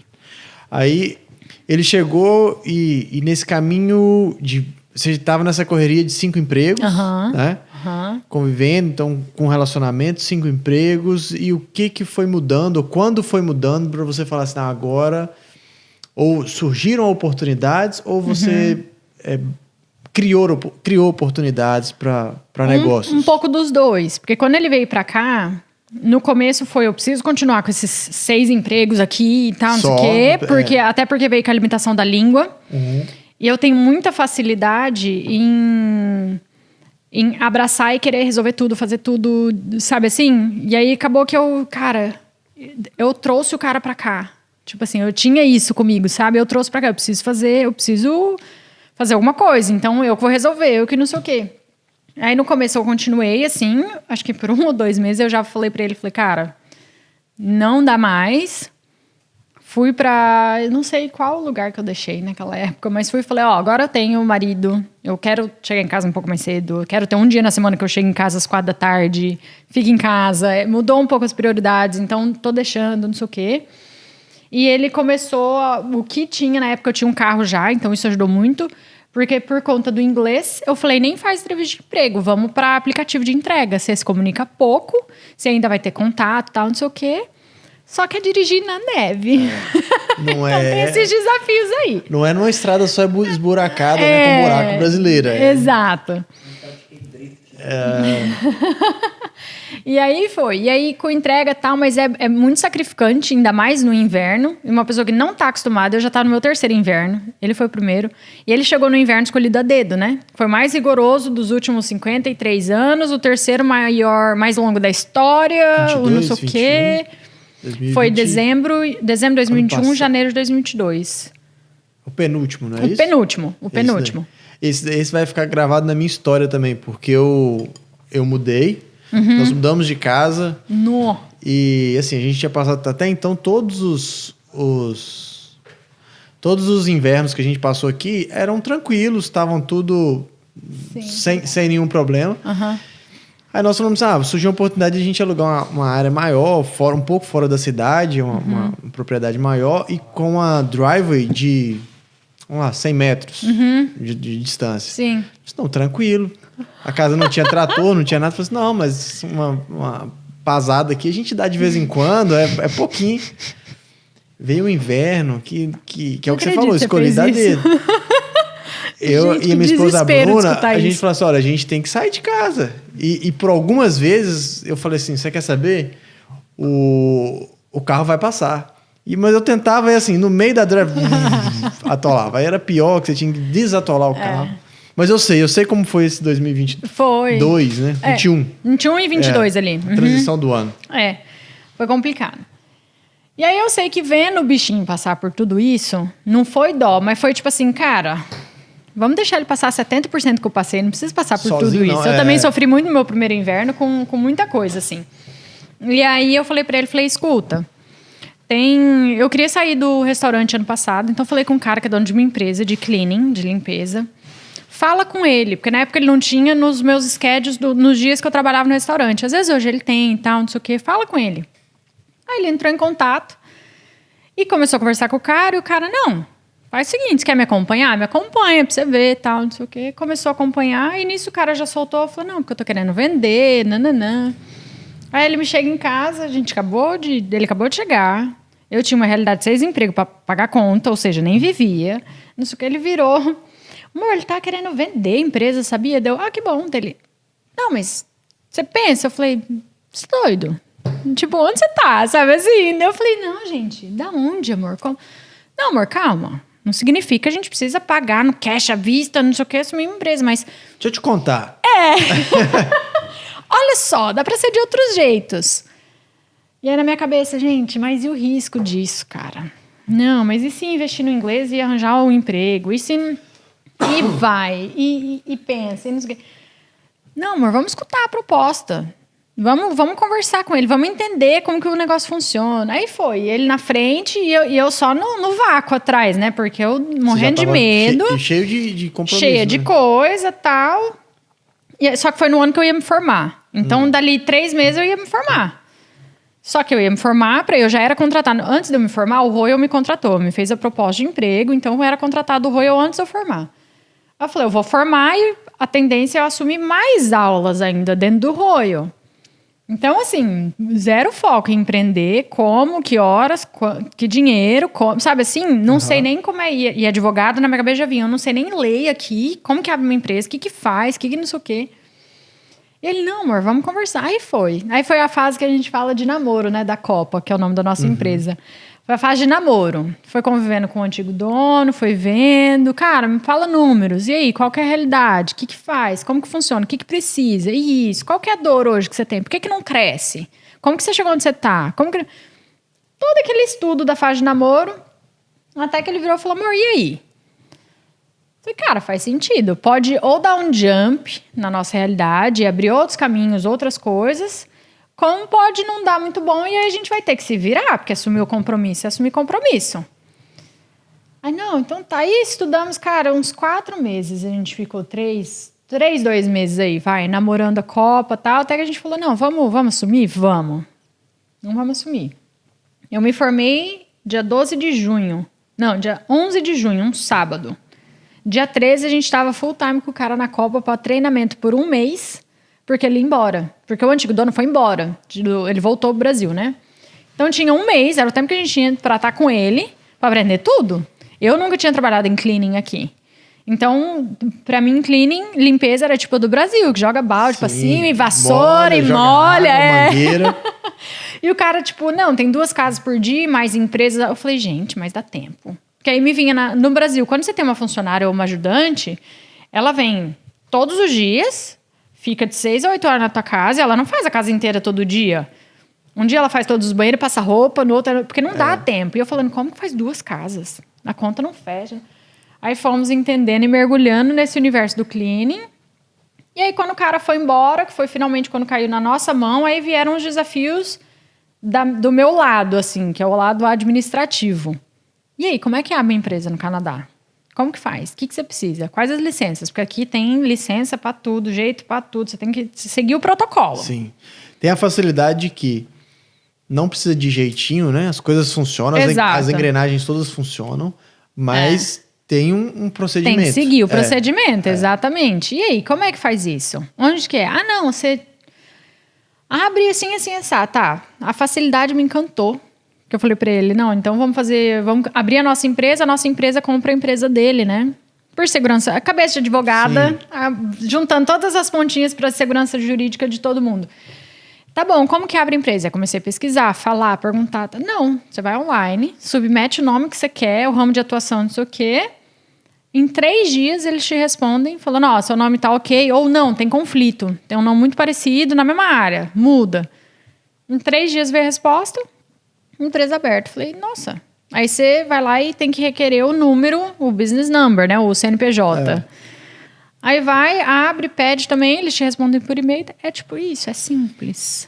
Você tava uma realidade diferente do Paulinho, né? Que ele, na verdade, ele tava investindo num negócio que ele estava lá full time já.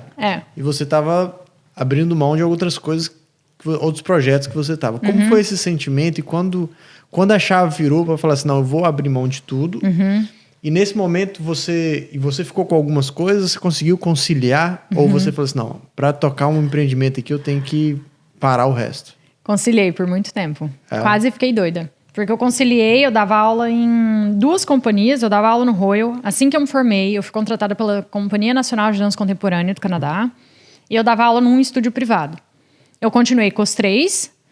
Eu dava aula em 4, fiquei com 3, que eram minhas prioridades, e a Copa. E aí o acordo era, eu faço o administrativo da Copa. O que precisar ser em campo, vai você e vamos contratar um braço direito. Mas eu vou fazer o administrativo porque eu não vou dar conta de ir na Copa durante full time e à noite dar mais 2, 3 aulas. Só que tinha dias que precisava. A funcionária tá doente. Aconteceu alguma coisa. Cara, é um job grande, 2 não resolve, vamos 3. Então fui. E aí eu fui vendo a realidade, a virada da nossa realidade de vida com a empresa na mão. A gente vendo que ainda mais aquela realidade, aquela verdade de que aqui, se você faz isso, você colhe isso. Se você faz isso, você colhe isso. Se você faz isso, você colhe isso. Uhum. No Brasil, você precisa fazer isso e colher isso, né? Você patina muito. E aqui é muito proporcional, muito proporcional. E com uma empresa na mão, que você está no lado de criar as oportunidades, a gente começou a viver essa proporcionalidade. E eu falava, caramba, que bom, que legal... Vamos fazer isso, vamos investir nisso, tal, nananã. E foi precisando de cada vez mais. O meu eu só faço administrativo, não estava dando mais. Os jobs estão começando a ficar maior. Precisamos de gente, preciso cobrir aqui, preciso cobrir ali. E aí eu dava aula, fazia o administrativo e ia cobrir. Foi nessa roda viva, foi me cansando, foi me desgastando demais. E aí comecei a pensar e falar, cara, tá... O que eu galguei até aqui, porque a briga interna minha era 25 anos bailarina. A Kika, ela é a Kika bailarina. Aí começou a shredding, né? Começou a tirar as camadas. Não, a Kika é a Kika. Ela é bailarina, ela é empresária, E aí começou a despertar isso. E despertar isso de uma maneira no meu matrix de trabalho, de tudo, e paralelo a isso no meu espiritual. Começou, coisas começaram a perder sentido, eu comecei a... eu gostava tanto disso, hoje eu não gosto mais.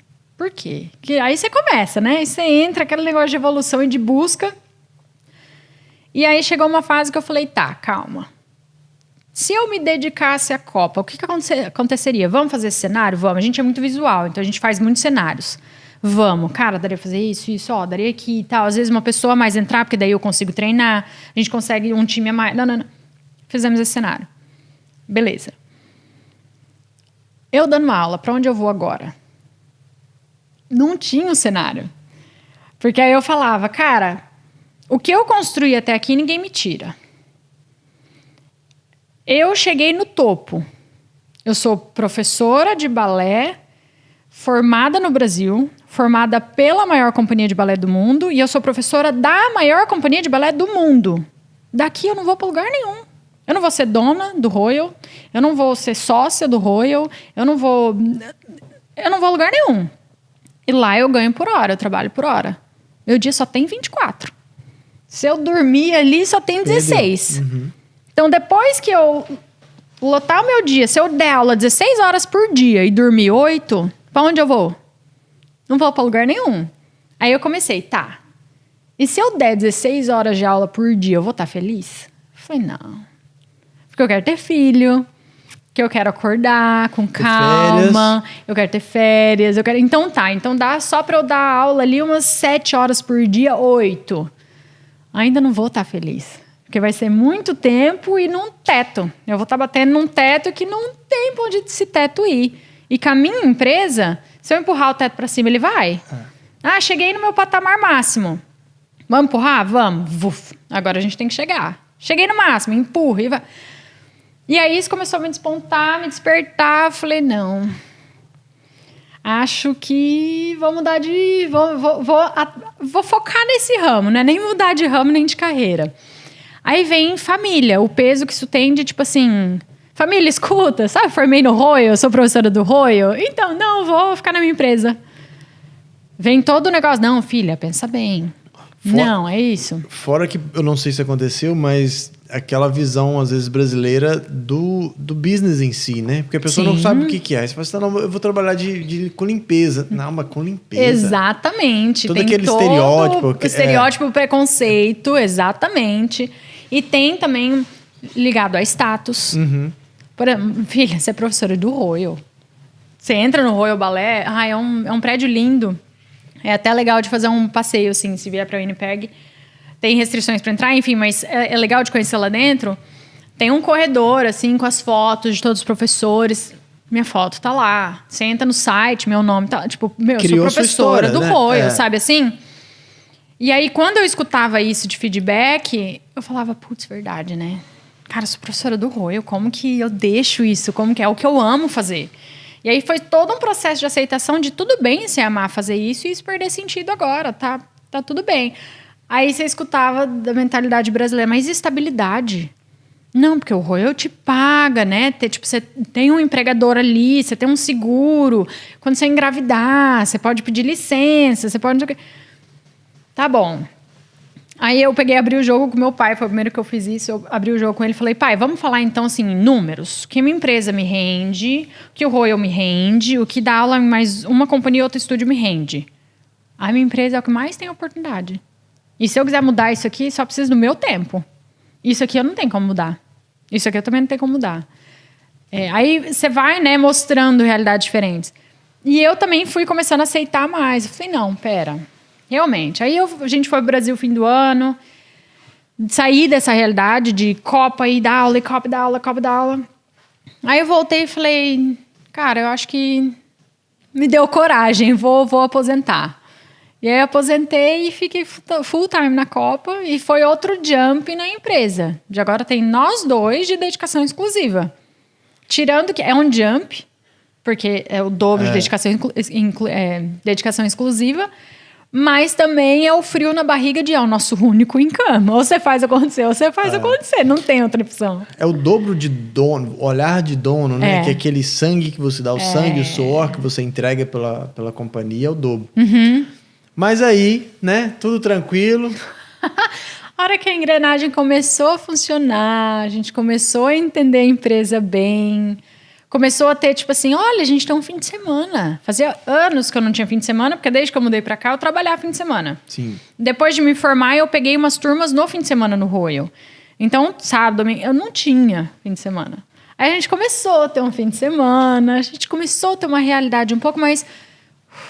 Sabe assim, tá tranquilo, olha, a gente contratou alguém que tá fazendo a noite pra gente, não precisa trabalhar à noite. 5 da tarde a gente tá em casa. Sábado a gente tá em casa. Aí surge uma oportunidade, um olha pro outro, um mais doido que o outro.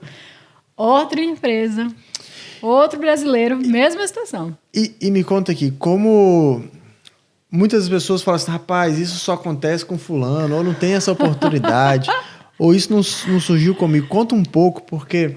O Paulinho, da primeira vez, ele contou essa história que ele, trabalhando dentro do próprio negócio, o dono propôs, né? Surgiu essa oportunidade de falar, vou vender, você interessa? Então, vocês já estavam no meio, junto da empresa. Uhum. E agora, esse segundo filho, como que foi isso? Como que surgiu? ou para as pessoas que estão nos assistindo, como que você pode falar assim, olha, eu estava no lugar certo e na hora certa? Ou eu busquei isso, ou eu criei uma situação para que isso acontecesse, ou eu fui atrás. Como que surgiu? Olha, isso é muito louco. E se eu for falar de lugar certo e hora certa, a gente vai começar a falar de um outro ramo aqui, que eu vou dias e dias, que eu amo também. Mas eu diria que não é estar no lugar certo na hora certa. É você fazer onde você está ser o lugar certo e a hora certa. Então foi muito assim, e foi muito despretensioso, muito despretensioso. Eu conheço a antiga dona desse segundo filho, da nossa filha, chama Madame.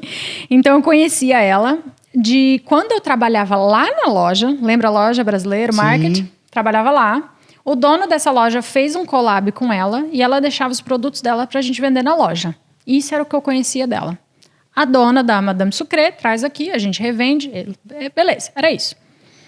E sempre vi crescer muito, porque a gente tem um grupo de mulheres de Winnipeg ali no WhatsApp, que é muito bom para suporte, para tudo. Então, sempre vi crescer ela postando isso e aquilo. Nunca fui cliente, mas sempre vibrei muito. Ela dava direto entrevista, ela mandava o link. Gente, vou dar entrevista em tal lugar e tal, enfim. Sempre acompanhei de longe, nunca tive amizade próxima com ela. E aí, a gente na Copa, no começo do ano contratou um casal que recém tinha chegado do Winnipeg. E aí eles vieram trabalhar com a gente foi... Como você trabalha todo dia junto, você acaba criando uma intimidade sabendo um pouco da vida da pessoa. E a esposa dele, ela sempre comentou que ela ama cozinhar e que ela fazia, que no Brasil ela fazia doce de festa, enfim. Aí um dia eu tô nesse grupo das mulheres, vejo a mensagem da antiga dona de... Meninas, tô vendendo a minha empresa, depois de muitos anos, não sei o quê, uma decisão difícil, mas que pra mim agora faz sentido, nananã. Se souberem de alguém que tem interesse ou alguma de vocês tiverem interesse, me avisa. Eu encaminhei essa mensagem pra esposa do nosso amigo, pra Bárbara. Falei, olha aí, você que gosta, e dei risada. Aí ela foi e conversou com a antiga dona. Só que ela acabou de chegar, né? Ela falou, sem recurso nenhum, tal, não sei o quê. Você não quer algum collab? Você precisa de alguém para te ajudar para continuar na empresa? Qual que ela queria entender um pouco mais. E a antiga dona foi categórica em, tipo, não, tô vendendo mesmo, não faz mais sentido para mim, não é o que eu quero mais. Então, collab não vai ser interessante. Aí, no dia seguinte, eu perguntei para ela, falei assim, Bárbara, e aí, falou lá com a Rúbia? Ah, falei, não, mas ela não interessa em collab, eu não tenho recurso, tal, não sei o quê. Eu falei, interessante. Já olhei pro Paulo e falei assim, opa, recurso não é bem assim, você não tem, você não pode, né? Tem outras formas. Eu falei pra ele, vamos ligar pra Rúbia? Vamos entender a empresa dela, igual a gente fez com a Copa? Dele, mas por quê? O que você tá pensando? Eu falei, não sei, só me veio na cabeça, vamos ligar? Vamos. Ligamos por vídeo, ficamos, acho que 40 minutos, 1 hora, conversando com a Rúbia, a antiga dona. Me fala números, como que é o seu business, como que você funciona, você vende onde? Onde que você vai vender toda semana? Quem é o seu público? Seu público é brasileiro? Qual que é o... Ela foi me explicando pra gente bem por cima. Aí ela falou assim, mas vocês têm interesse? Por que vocês não estão com a Copa? A gente falou, não, então, temos, mas estamos... Não sei se temos. A gente tá com a Copa, mas não sei se a gente tem interesse. Estamos querendo saber mais, tal. Ela, olha... Se for só vocês dois, você já tem uma empresa, eu nem indico, porque, cara, a demanda é grande. A gente, não, fica tranquila, isso aí dela, não, mas vai de vocês, não querem me intrometer, aquele negócio. Mas ela já deu o alerta ali, né? Falou, a demanda existe, não vai só vocês dois. Desligamos com a Rúbia, eu virei pra ele e falei assim, escuta, se a gente assumir, eu não sei fazer nada de bakery, né? De doce, não sei. Aí, se a gente contratar alguém... Se essa pessoa decidir se demitir, a gente nem toca o business. Porque não tem como. Ela se demitiu, eu vou lá resolver. Não resolvo. Vamos trazer pro business. Vamos fazer uma proposta dele. Sério, amor? Falei, sério. E eu me surpreendi comigo mesma. Eu querendo esse risco todo. Eu falei, não, sério. Vamos fazer a proposta. Vai que a Bárbara aceita. Vai que ela quer. No dia seguinte, a gente tinha um job na Copa que iam os dois. O Renan e a Bárbara. Na Copa, na empresa de cleaning. Aí no carro, indo pro primeiro cliente, eu virei e falei assim, escuta, eu sou muito sincerona, assim, eu sou muito direta e reta. Falei, escuta, a gente tem uma proposta pra fazer pra vocês. Sei que você conversou com a Rúbia, você falou de recurso. A minha proposta é, não se preocupa com o recurso. Eu não sei nada de baking, você sabe. Então a proposta é, você vem com a sua especialidade e eu venho com a minha especialidade, assim, o que eu tudo já tinha aprendido na Copa, já tinha trilhado aquele caminho administrativo, eu falei, eu vou repetir para uma outra empresa. E o que eu precisar descobrir, hoje eu já tenho uma coragem um pouco maior de vou descobrir e vou fazer. Então, você não se preocupa com o administrativo nem com o financeiro, deixa que essa parte, tudo de burocracia, deixa para nós, para mim, para nós. Só que aí você assume da cozinha para dentro, porque lá eu também não sei nada. Aí ela, não, vamos pensar nessa proposta, tal, posso te responder? Quando eu falei, não, pensa, sei que é muita coisa, tal.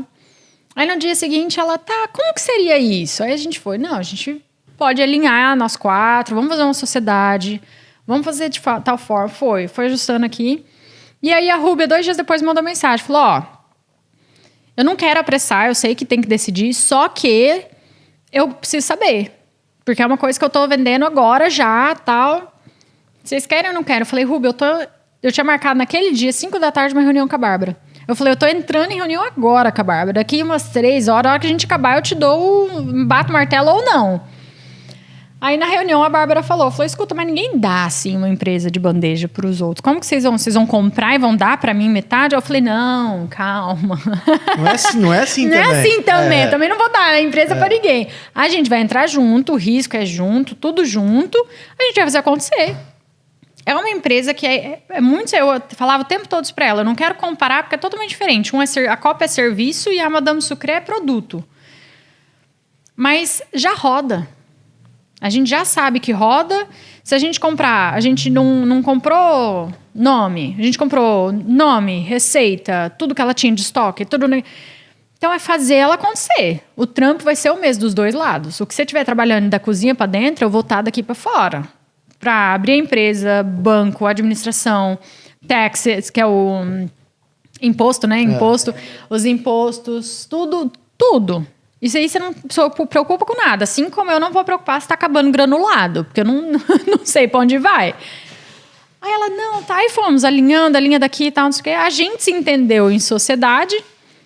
Aí eu virei pra Ruby e falei, não, a gente aceita. A gente aceita. E aí surgiu o segundo filho, que é a Madame Sucré. A gente fechou com a Ruby. Esse é um presente aqui do podcast. Olha, vamos virar aqui, assim, para pegar na Madame Sucré.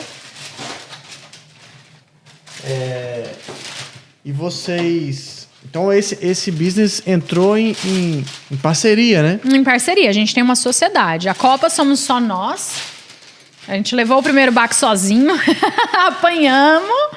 E aí, agora a gente chamou mais doidos. Nessa daqui? Mas mais importante que a sacola é esse daqui. É esse aqui. Pro brasileiro, esse daqui é o tesouro. Olha lá, ó. Faz nosso dia. Faz nosso dia. Aqui, ó. Deixa aqui. Isso aqui eu tenho que esconder. Não posso mostrar lá em casa. Meus 3 meninos, se chegar, é igual Tasmânia. Que voa na caixa e acabou. Acabou todos. Acabou. Muito obrigado. Já foi, imagina. Isso aqui é igual ouro. Né? Isso aqui deixa aqui guardadinho. E como que foi a experiência... São 2 ramos totalmente diferentes. O Paulinho falou um pouco como é abrir um business de serviço. Sim. Eu conheço um pouco... até pela própria Bisnec, mas como que é abrir um business de comida? De comida. De produção. Você não produz só... Não é só um produto, é comida, né? Sim, sim. Então, como é que foi essa experiência? Tanto ela técnica, né? Assim, ou documental, de license, essas coisas. Como foi a experiência de vocês? Então, aquele negócio, né? É o chato, porque aqui tem muita regrinha. E o brasileiro está acostumado a regra, a gente dá um jeito. Sim. E aqui regra você vai passo a passo. Mas ao mesmo tempo dá uma tranquilidade, tipo assim, tá. Então você tem na tua frente o seu passo a passo. Você sabe o que você precisa fazer. E aqui tem, com relação à comida, tem muita licença. Eles levam muito a sério a questão da vigilância sanitária aqui, né? Eles levam muito a sério o que você produz, onde você produz, como você faz, tudo que... Então, você tem que ter uma licença para você poder manusear a comida. Você tem que ter uma licença para poder vender essa comida. E você tem que ter uma licença para você poder entregar essa comida para um cliente que vem individualmente no seu estabelecimento pegar. Então, por exemplo, no Brasil é muito comum a gente... vou fazer pão de queijo, vou fazer bombom, vou vender na faculdade. Aqui não pode. Você não pode fazer coisa em casa e vender. Então, você tem muitas restrições. Então, daí foi. Como eu trabalhei no restaurante, eu tinha a licença, que é o Food Handler, que é para manusear a comida e lidar com comida. Então, isso é o necessário para eu ir para uma cozinha licenciada. Essa cozinha tem as licenças específicas dele, como estabelecimento, para eu fazer comida. E isso não me permite vender. Esse food handler me permite manusear. E aí, dependendo do que eu estou fazendo de comida, se o risco é alto ou é baixo, de acordo com o governo, com a vigilância sanitária daqui, eu posso vender ou não. Algumas das nossas coisas... tipo merengue e cookie, são coisas de risco baixo e que se eu for para uma cozinha, eu posso, com o food handler numa cozinha, eu posso vender. Agora, um bolo, por exemplo, não me pergunte o porquê, eu só sei que a regra é um bolo com o meu food handler não me autoriza a vender. Eu tenho que ir na cozinha licenciada, fazer e ir num lugar específico. E aí, se a pessoa quiser fazer um pick-up, por exemplo, vir buscar, tem que ser na cozinha. Eu não posso levar à minha casa. Estocar em casa. Eu fiz 20 cookies, eu vou levar, deixar na minha geladeira, o cliente me liga, vem aqui em casa pegar. Não, aqui isso não existe. Então, a gente teve que descobrir todo esse quebra-cabeça. E aí, é simples, porque se você souber onde procurar, vai no site do governo do Manitoba Agriculture, por exemplo. Sim. Ali tem tudo. Você sabe o que você pode fazer e o que você não pode fazer. Tem também aquele negócio, né? Aqui não é... unicórnios coloridos e arco-íris e o mundo cor-de-rosa. Então, você também tem dúvida ou alguma coisa que você tem que... eu tenho que marcar com uma pessoa, vir aqui fazer inspeção para ver se está tudo certo. Você liga, não atende. Você manda e-mail, não responde. Então, aqui também existe isso. Um pouco menos que no Brasil, mas existe. E aí é tudo claro. E aí você vai passo a passo. Aí para produto, para madame, precisa do food handler para manuseio. E aí eu tenho, mas eu não vou para a cozinha. Obviamente a minha sócia, que é quem faz, tem. A cada pessoa que tem a licença, você pode liderar 5.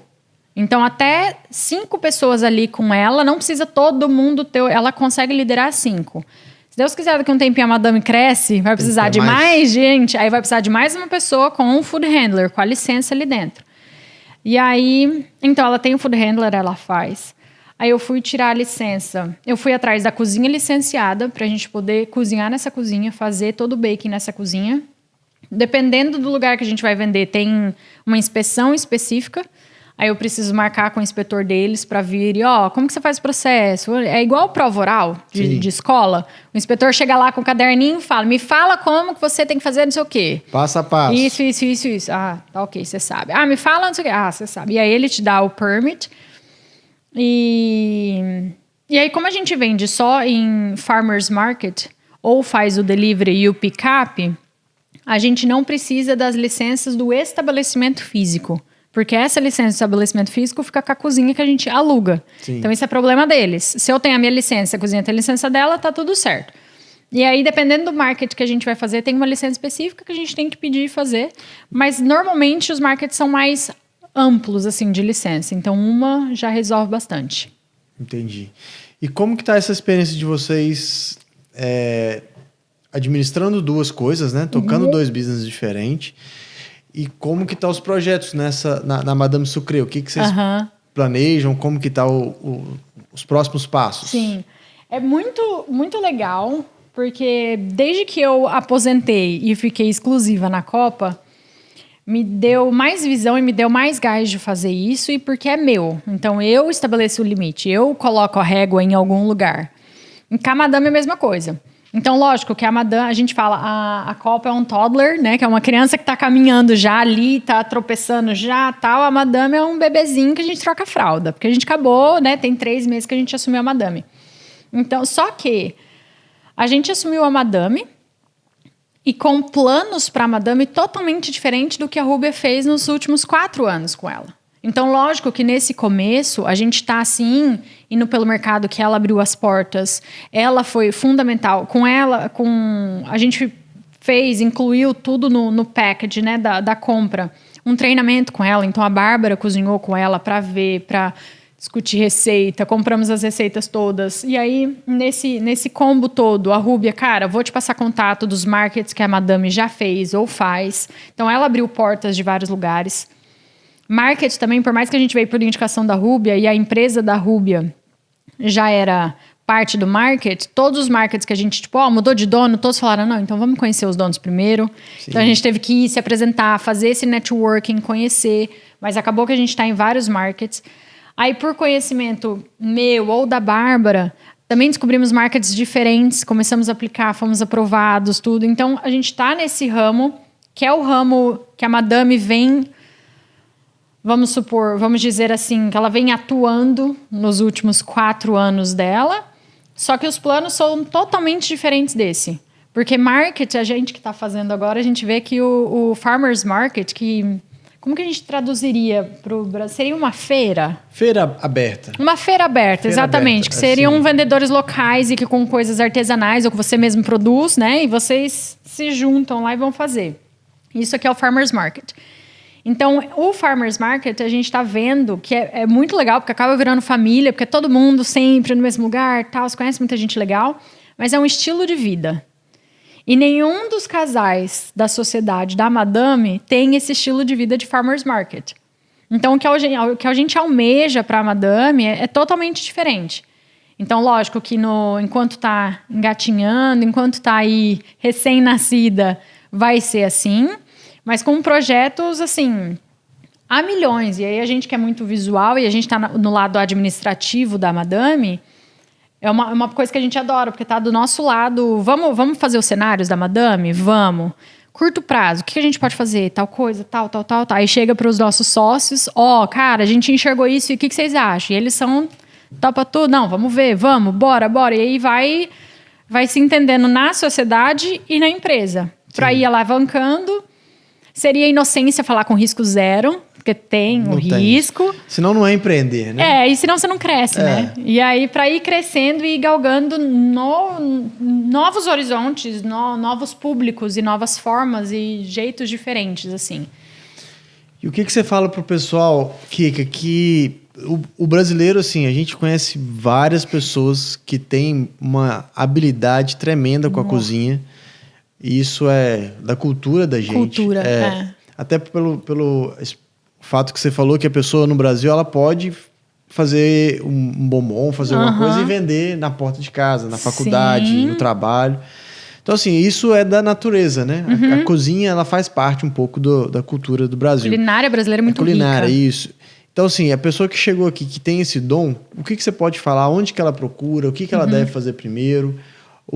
Qual que é os primeiros passos que você pode indicar ou aconselhar para quem vive e gosta disso, né? Que tem isso como skill. Se você estiver vindo pro Canadá logo, entre em contato comigo. Vamos fazer uma entrevista. Mandamos estar contratando. Não, mas brincadeiras à parte. Se você gosta disso e você tá vindo para cá, venha com um mínimo de inglês e venha com o inglês desse ramo. Porque às vezes você vem com o mínimo de inglês de se virar e de entender e de viver, mas aí chega aqui, você quer trabalhar nesse ramo e às vezes você se trava um pouco ali. Tirando que, por mais que a pessoa fale inglês, a hora que ela se muda, que ela tá aqui, tem a trava do psicológico, né? Tem o medo de falar, o medo de falar errado, o medo... Então tem muita gente, a gente vê muita gente que muda pra cá e fala, não, me formei em inglês, falo inglês, tudo, mas aqui eu não consigo falar. Aí depois de uns 3 meses você começa, aí você vai, aí você destrava e você desenrola. Então, se você tem interesse em vir, ou para qualquer outro país que fale inglês, ou qualquer que seja a língua, gosta de baking, de culinária, dessas coisas assim, tenta assistir vídeo no YouTube. Hoje é muito simples, né? Então, assiste seriado Netflix, assiste vídeo no YouTube, assiste sobre isso para você já pegar o vocabulário dessa área. E quando você chegar aqui, você já está familiarizado com isso. Porque aquele negócio, mão de obra aqui é valorizado, é necessário. E hoje em dia, pós-Covid, a realidade é que a mão de obra é ainda mais escassa. Então, se você for nas bakeries, se você tiver determinação e não tiver preguiça de procurar, pesquisar, falar com pergunta, indicou tal coisa? Liga. Outro falou da outra baker lá que está contratando. Liga, vai, vê, nananã. Aqui você faz acontecer. E o Farmers Market é um bom caminho para começar? A pessoa vai vender alguma coisa, quer criar um produto, você acha que é uma área, que é um local receptivo para iniciantes também? Sim. Cara, minha expectativa daqui, com relação a isso, é que seria mais simples. E que é um Farmers Market, é para incentivar e dar suporte para os locals, é para essas coisas assim, eu esperava que era uma coisa mais simples. Informal, talvez? Mais informal. E não é que não seja simples, mas é tipo assim, você tem que submeter uma aplicação, e aí eles te respondem, e às vezes é tipo assim, não temos espaço, aplica de novo ano que vem. E aí você vai fazer esse Farmers Market, e você vê tipo vários como é que fala booth em português? Stand. Vários stands, vários lugares de stands assim, tipo, vazios. Você fala, poxa, e gente na lista de espera, querendo vender alguma coisa, sabe assim? Então, mas é aquele negócio, o canadense aqui, não é falando mal, longe disso, porque aqui é brilhante, tem muita oportunidade, mas é um pouquinho quadradinho. E é um país bebê, então nunca passou sufoco, então eles não pensam, tipo, como contornar a situação ou fazer diferente. Se eles fazem assim e funciona, eles vão continuar fazendo assim, até não funcionar mais e precisar mudar. Mas se está funcionando, eles não mudam. Nunca teve a necessidade de criar. Exatamente. Já o brasileiro é muito criativo, por quê? Porque se não der aqui, você tem que ir ali, se não der aqui, você vai ali, você vira aqui, você dá a volta, você tem que dar algum jeito. Exatamente.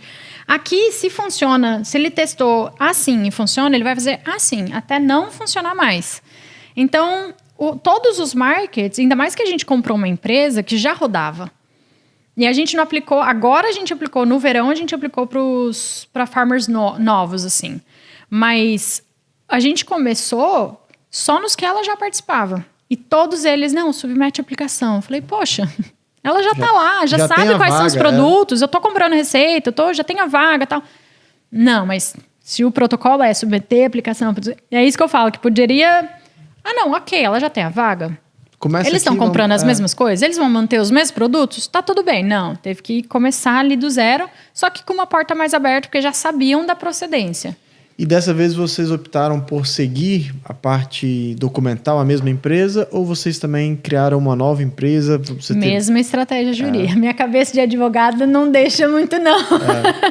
Então, mesma estratégia jurídica, porque... Não sei se faz sentido eu explicar isso aqui, o porquê disso, Sim. entrar nesse meio. Porque, por exemplo, se a gente só assumisse o business number, o CNPJ dela... Aqui, todo ano você faz o imposto de renda, no caso, né? Que é o taxes da empresa. Só que pode acontecer de você passar na malha fina anos depois. Igual aconteceu comigo, porque há anos atrás, um dos meus empregadores declarou algum valor que não bateu com o que eu declarei. Então, veio o meu perfil lá para a malha fina, pediram, submete de novo o seu ano de 2021, sei lá, anos atrás. Sim. 2 anos atrás. Não, foi de 2020, porque isso aconteceu em 2022. Então, de 2 anos atrás, eu tive que submeter meus formulários de novo. E aí, meu empregador fazia a mesma coisa para eles darem um match. Foi um erro do lado do empregador, tá tudo bem. Mas como isso demora anos para acontecer, se eu assumo um business number ou um CNPJ que já rodo, eu só entro nele... E se daqui 5 anos o governo canadense, o CRA, me ligar e falar assim, escuta, me dá um imposto de vocês, o seu tax de 2020. Eu vou falar, não, mas não era eu. Até eu explicar que focinho de porco não é tomada, você vai pagar o débito que está lá.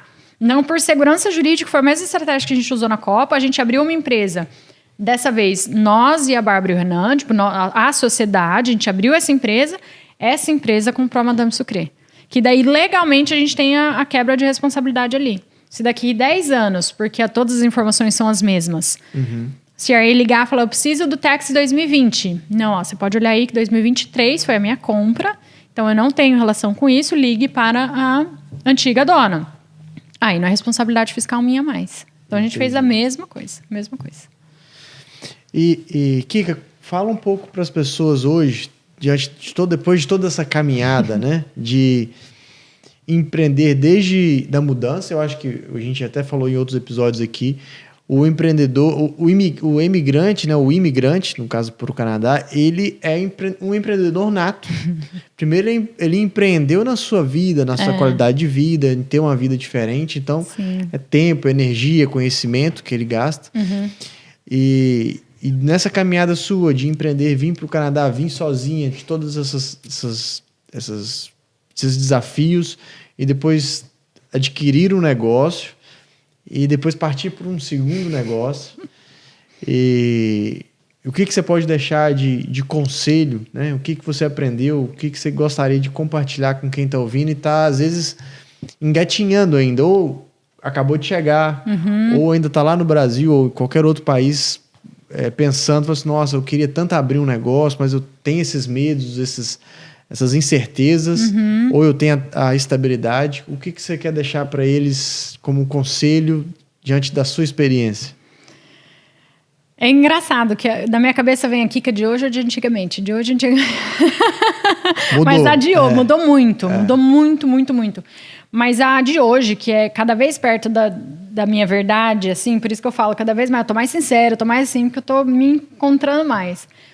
Mas hoje eu diria o seguinte, aquele clichê de deu medo, vai com medo mesmo, ele é muito verdade. O medo, ele é bom, porque ele te dá o estado de alerta. Aproxima mais aí. Aqui? Isso. Muito perto? Vamos lá. E aí o medo, ele é bom, porque ele te dá o estado de alerta para você analisar todos os cenários. Então, não é mergulhar de cabeça no escuro, no cego e não. Veja todos os cenários, com medo ou sem medo. Sim. Saiba que os riscos vão estar lá, mas vai com medo mesmo no seguinte sentido. Todos os riscos que você puder possivelmente criar na sua cabeça que pode dar de problema, qual é a solução? Tem solução? Então não é problema. Não tem solução, então é um problema. E aí como que você contorna? Mas se tiver solução, não é problema. E aí é só desafios e rotina que você vai ter que descobrir e viver e passar. Agora, eu acho que empreender é desafiador, mas é libertador. Porque você se desafia os seus medos, mas te liberta que você estabelece seus limites. Nada te limita. Nada te limita. Você mesmo estabelece seus limites. E o meu conselho seria, mergulha para dentro para você poder vir para fora. Porque quanto mais você mergulha para dentro e se entende, mais você dita o lado de fora. E aí você consegue deixar na tua vida o que faz sentido, tirar o que não te serve mais. Você consegue ter essa frieza, que isso é muito... soa como frieza, egoísmo, soberba, não sei. Mas a hora que você fala, tira da sua vida o que não faz sentido. Pessoas, coisas, hábitos, qualquer coisa, tira. Nossa, mas e... Ah, esse é meu amigo e que não faz bem. Cara, então não é. Então, mas tenha esse mergulho para dentro para você conseguir desaflorar. E você conseguir vir para fora com mais perto da sua verdade. Porque se você tem vontade, você consegue ir com medo mesmo. Consegue ter a visão ampla que a gente costuma falar, né? Sai e vê o macro. Se você consegue fazer tudo isso e tem vontade de empreender ou de fazer, faz. Faz, que vai dar certo. E a gente tem uma cerejinha do bolo que o brasileiro é um povo... Para não falar palavrão, é um povo fera. É um povo fera. Cara, a gente faz qualquer coisa, a gente cria qualquer coisa, a gente se vira de qualquer jeito, a gente se adapta a qualquer situação. Qualquer lugar do mundo que você for, você vai fazer acontecer. Então, você tem isso, assim, dentro de você. Ah, eu tenho medo. Cara, o que é o medo? Não deixa o medo te paralisar. Deixa esse medo te acender todos os alertas para você ver os cenários e você se preparar para eles. Que daí esses problemas, se você consegue se preparar, ele não é problema. Ele vai ser só parte da vida ali de empresário. Pessoal, muita história, muitos aprendizados aí. Você que quer procurar, onde que eu acho a Madame Sucre hoje, Kika? Eu acho através do contato, através do Instagram ou... Isso. Essas feiras são em Winnipeg? São em Winnipeg, Winnipeg, Manitoba. A maioria delas. Tem algumas nas cidades vizinhas que a gente está analisando a logística, mas em Winnipeg a gente tem todas as semanas. Quais dias da semana? Até setembro, a gente tem fixo. Toda quinta a gente está em Downtown, que é no centro de Winnipeg, na Manitoba Hydro. E sábado em St. Norbert's Farmers Market. Então, esses dois, toda semana. Fora isso, a gente tem a nossa cozinha, que é na Main Street. Aí pode entrar em contato pelo Instagram para a gente passar o endereço direitinho. Para fazer pick-up, sempre está disponível também. A gente tem horários de pick-up, dias de pick-up. E o delivery também está disponível, com dias e horários. Para quem está só no áudio, qual que é o Instagram? @Madame Sucre Bakery. Isso, tem o bakery. Isso mesmo, @Madame Sucre Bakery. Ótimo. Mais uma vez, Kika, muito obrigado. Muito obrigado para vir com a gente, compartilhar um pouco dessa história. Eu acho, assim, fenomenal. Eu dou todo o apoio para as empresas, não só do Canadá, mas todas as pessoas que têm contactado com a gente desde o começo. Ah, mas, nossa, foi muito legal, aprendi muito. E é isso aí. A gente está aqui para compartilhar histórias, motivar, incentivar as pessoas. Como você disse, o brasileiro ele tem uma chama diferente. Uma coisa importante falar é que a gente que já está passando por essas caminhadas, a gente está à disposição. Tenho certeza que aqui com o Paulinho, se você tem alguma dúvida, onde quer que você esteja, se você às vezes já imigrou, mas está lá na Europa fora, eu tô com dúvidas em relação a isso, como que funciona, a parte de comida no Canadá, você pode contactar, pode através do Instagram, da página, acho que Facebook também vocês têm. Facebook também tem, isso. E-mail também tem. Hoje na tecnologia, vou falar aqui, se você googlar lá... vai achar também. Você acha, com certeza. Mas na descrição desse vídeo vocês vão achar todos os links também, sem nenhum problema. E uma única coisa, não fique parado. Não fique parado. Não deixe o medo ou deixe qualquer outro sentimento. Faça assim, não, deixa para depois. O amanhã não existe. Não. Né? É hoje e o agora. Então é isso. Mais uma vez, muito obrigado. Eu que agradeço. Boa sorte em todos os empreendimentos. Espero receber você e o Paulinho aqui para muitos outros negócios também. Se Deus quiser. O coração empreendedor não para nunca, os projetos não param nunca. Exato. Pode bem estar sempre de portas abertas para vocês. A gente está lá compartilhando e mandando e acompanhando as mensagens. Você que acompanhou a gente até agora, muito obrigado pela sua audiência aí, de nos assistir, de nos ouvir nesse podcast. Qualquer dúvida, qualquer curiosidade, qualquer pergunta, posta lá, deixa nos comentários, a gente está acompanhando tudo. Se você gostaria de ver aqui algum ramo específico, algum empreendedor específico, deixa lá a sua mensagem, a gente vai tentar ao máximo aqui achar alguma pessoa no mundo, algum brasileiro no mundo que faça isso que você quer saber um pouco mais. Não deixe de comentar não, tá bom? Um abraço, até a próxima.